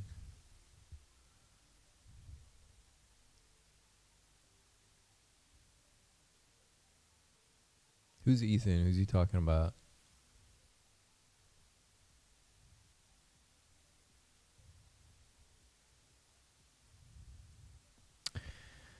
All right, let's go. Where are we at? We're at 101,000 on BTC. Inks 118. Starting the pullback. Let's go look. And what the guys are doing. Are they still chatting in the thing? Let's go listen to this. See what's going on.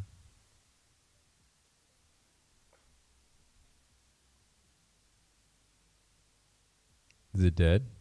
Nobody's talking. Like the chat is open, but So quiet. Yeah, super quiet. mine is deal. Yeah, that can get tricky. I'm like I said, I'm gonna hold mine to the deal on the X game thing, and it'll be thrown all over the place. We're gonna do jerseys. It's gonna be on the jersey. It's gonna be on the ice. It's gonna be all over the stadium. So it'll be done right. I just hope we can. I don't know how long he wants to do it. Like try to land a long-term deal before these big boys come in. Because once these big boys come in, they're gonna pretty much try to throw their money around. So Yeah, man, I think that thing has potential to take over like slap boxing. Definitely. I mean, it's obviously Are not you going to be talking about UFC, X but it'll game? be maybe some. yeah, No, yeah, I'm yeah. talking about the ice. No, I'm Oh, talking about sorry. X game for Ice Wars. Okay. Yeah, But I just think Ice Wars has the potential to be somewhere in the middle of like Is slap. Ice What's it Wars a called? new Slap fight. sport? Because obviously I didn't hear about it before you spoke about it, Pete Bruce. Is that like a new sport?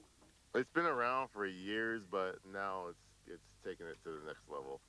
BKFC, who is um, the #2 fighting promotion in America under UFC, they took it on as a company to use their logo and their branding for it. So it's called BKFC Ice Wars, and it's just hockey fighting. Yeah, but bro, to me it's like that is actually like I watched the one. I think I don't remember. It was the one that you said about, and I was watching that one live on Rumble. I think it was. I'm not It's sure kind of what a it big was deal, on. man. I was saying this last stream too. And like, bro, that The shit was layoffs. entertaining as fuck. It was like boxing or UFC level kind of thing. So to me, it's Yeah. like, why is it not on that level when it comes to Well, actual it just sport? started. That was the first like live crazy event. I mean, that's why people Okay. watch hockey. Okay, I get you. Yeah, like that was the first actual event, and to be honest with you, it wasn't even really put on that great. I think it could have been done a lot better. We didn't do enough boots on the ground marketing, and BKFC didn't really do much to the last 2 weeks. So as far as like the stadium goes, I think the stadium is a little too big for where we're at right now, the promotion. But at the same time, um, it's we're getting it at a price where it's like, it's a no brainer. So what you want to do is right now you want to hit up like the casino stadiums. Those that sit like anywhere from 5 to 10,000.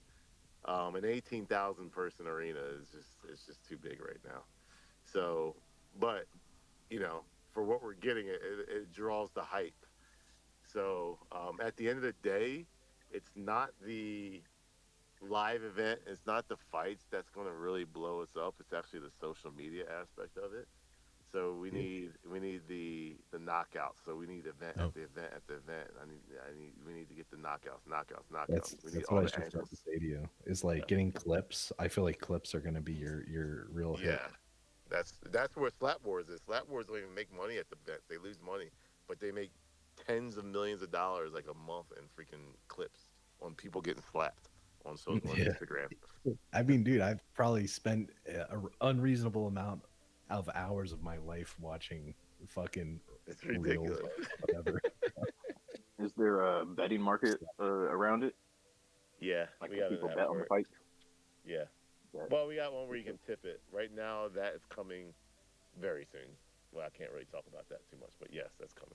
You should throw an idea like y'all doing live events, man. Y'all should just like, I don't know what the legality My of it. Y'all volume's should up. just have like, you're doing it in the casino. Can you just gamble right there? You play X game Wait, right volume there on what? in the live event. You know what I mean? Volume on that Well, thing. we have I'm gonna say this too. Anywhere where there's Native American land, we pretty much have like easy access. I'll just put it that way. So For so sure. those yeah, so Oh, the those X Space so volume. like we Okay. got one scheduled. We gotta land it. But BKFC, all the times that they do outside of the arenas, There we they're go. pretty much Maybe that's better. on the Native American land, and they just fill those things up. Overflow 7, 8, 9,000 people, and maybe you can put those shows on literally once a week if you want.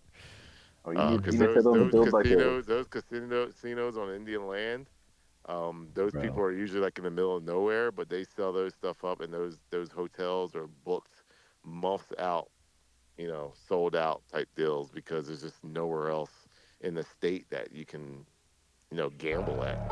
So, Michigan, Oklahoma, like all these like Native American like states, you just make bank, and then you set up your arena events.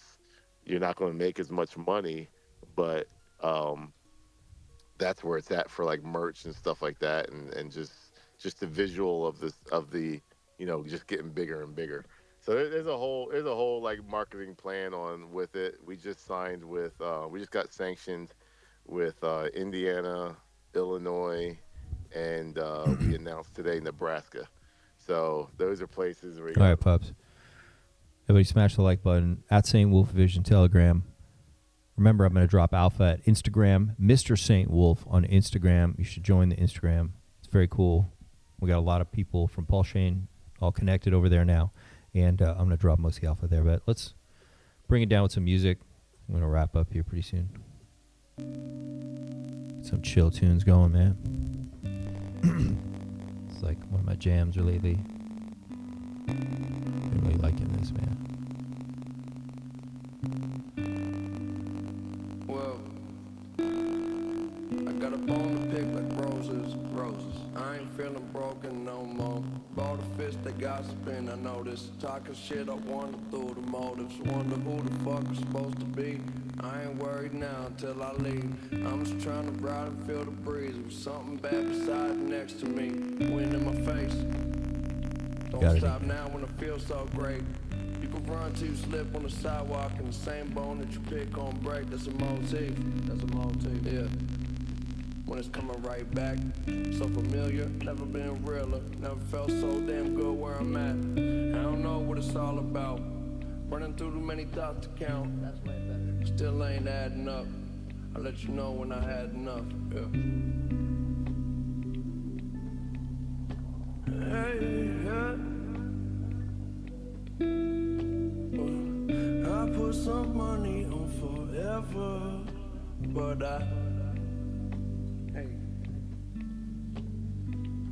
don't like to gamble on the weather, so I just watch.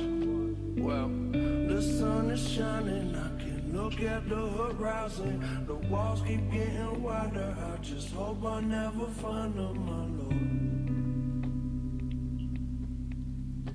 Hey! Well, these are my wings. These are my wings. Yeah. These are my wings. These are my wings. Love you guys. Have a good night.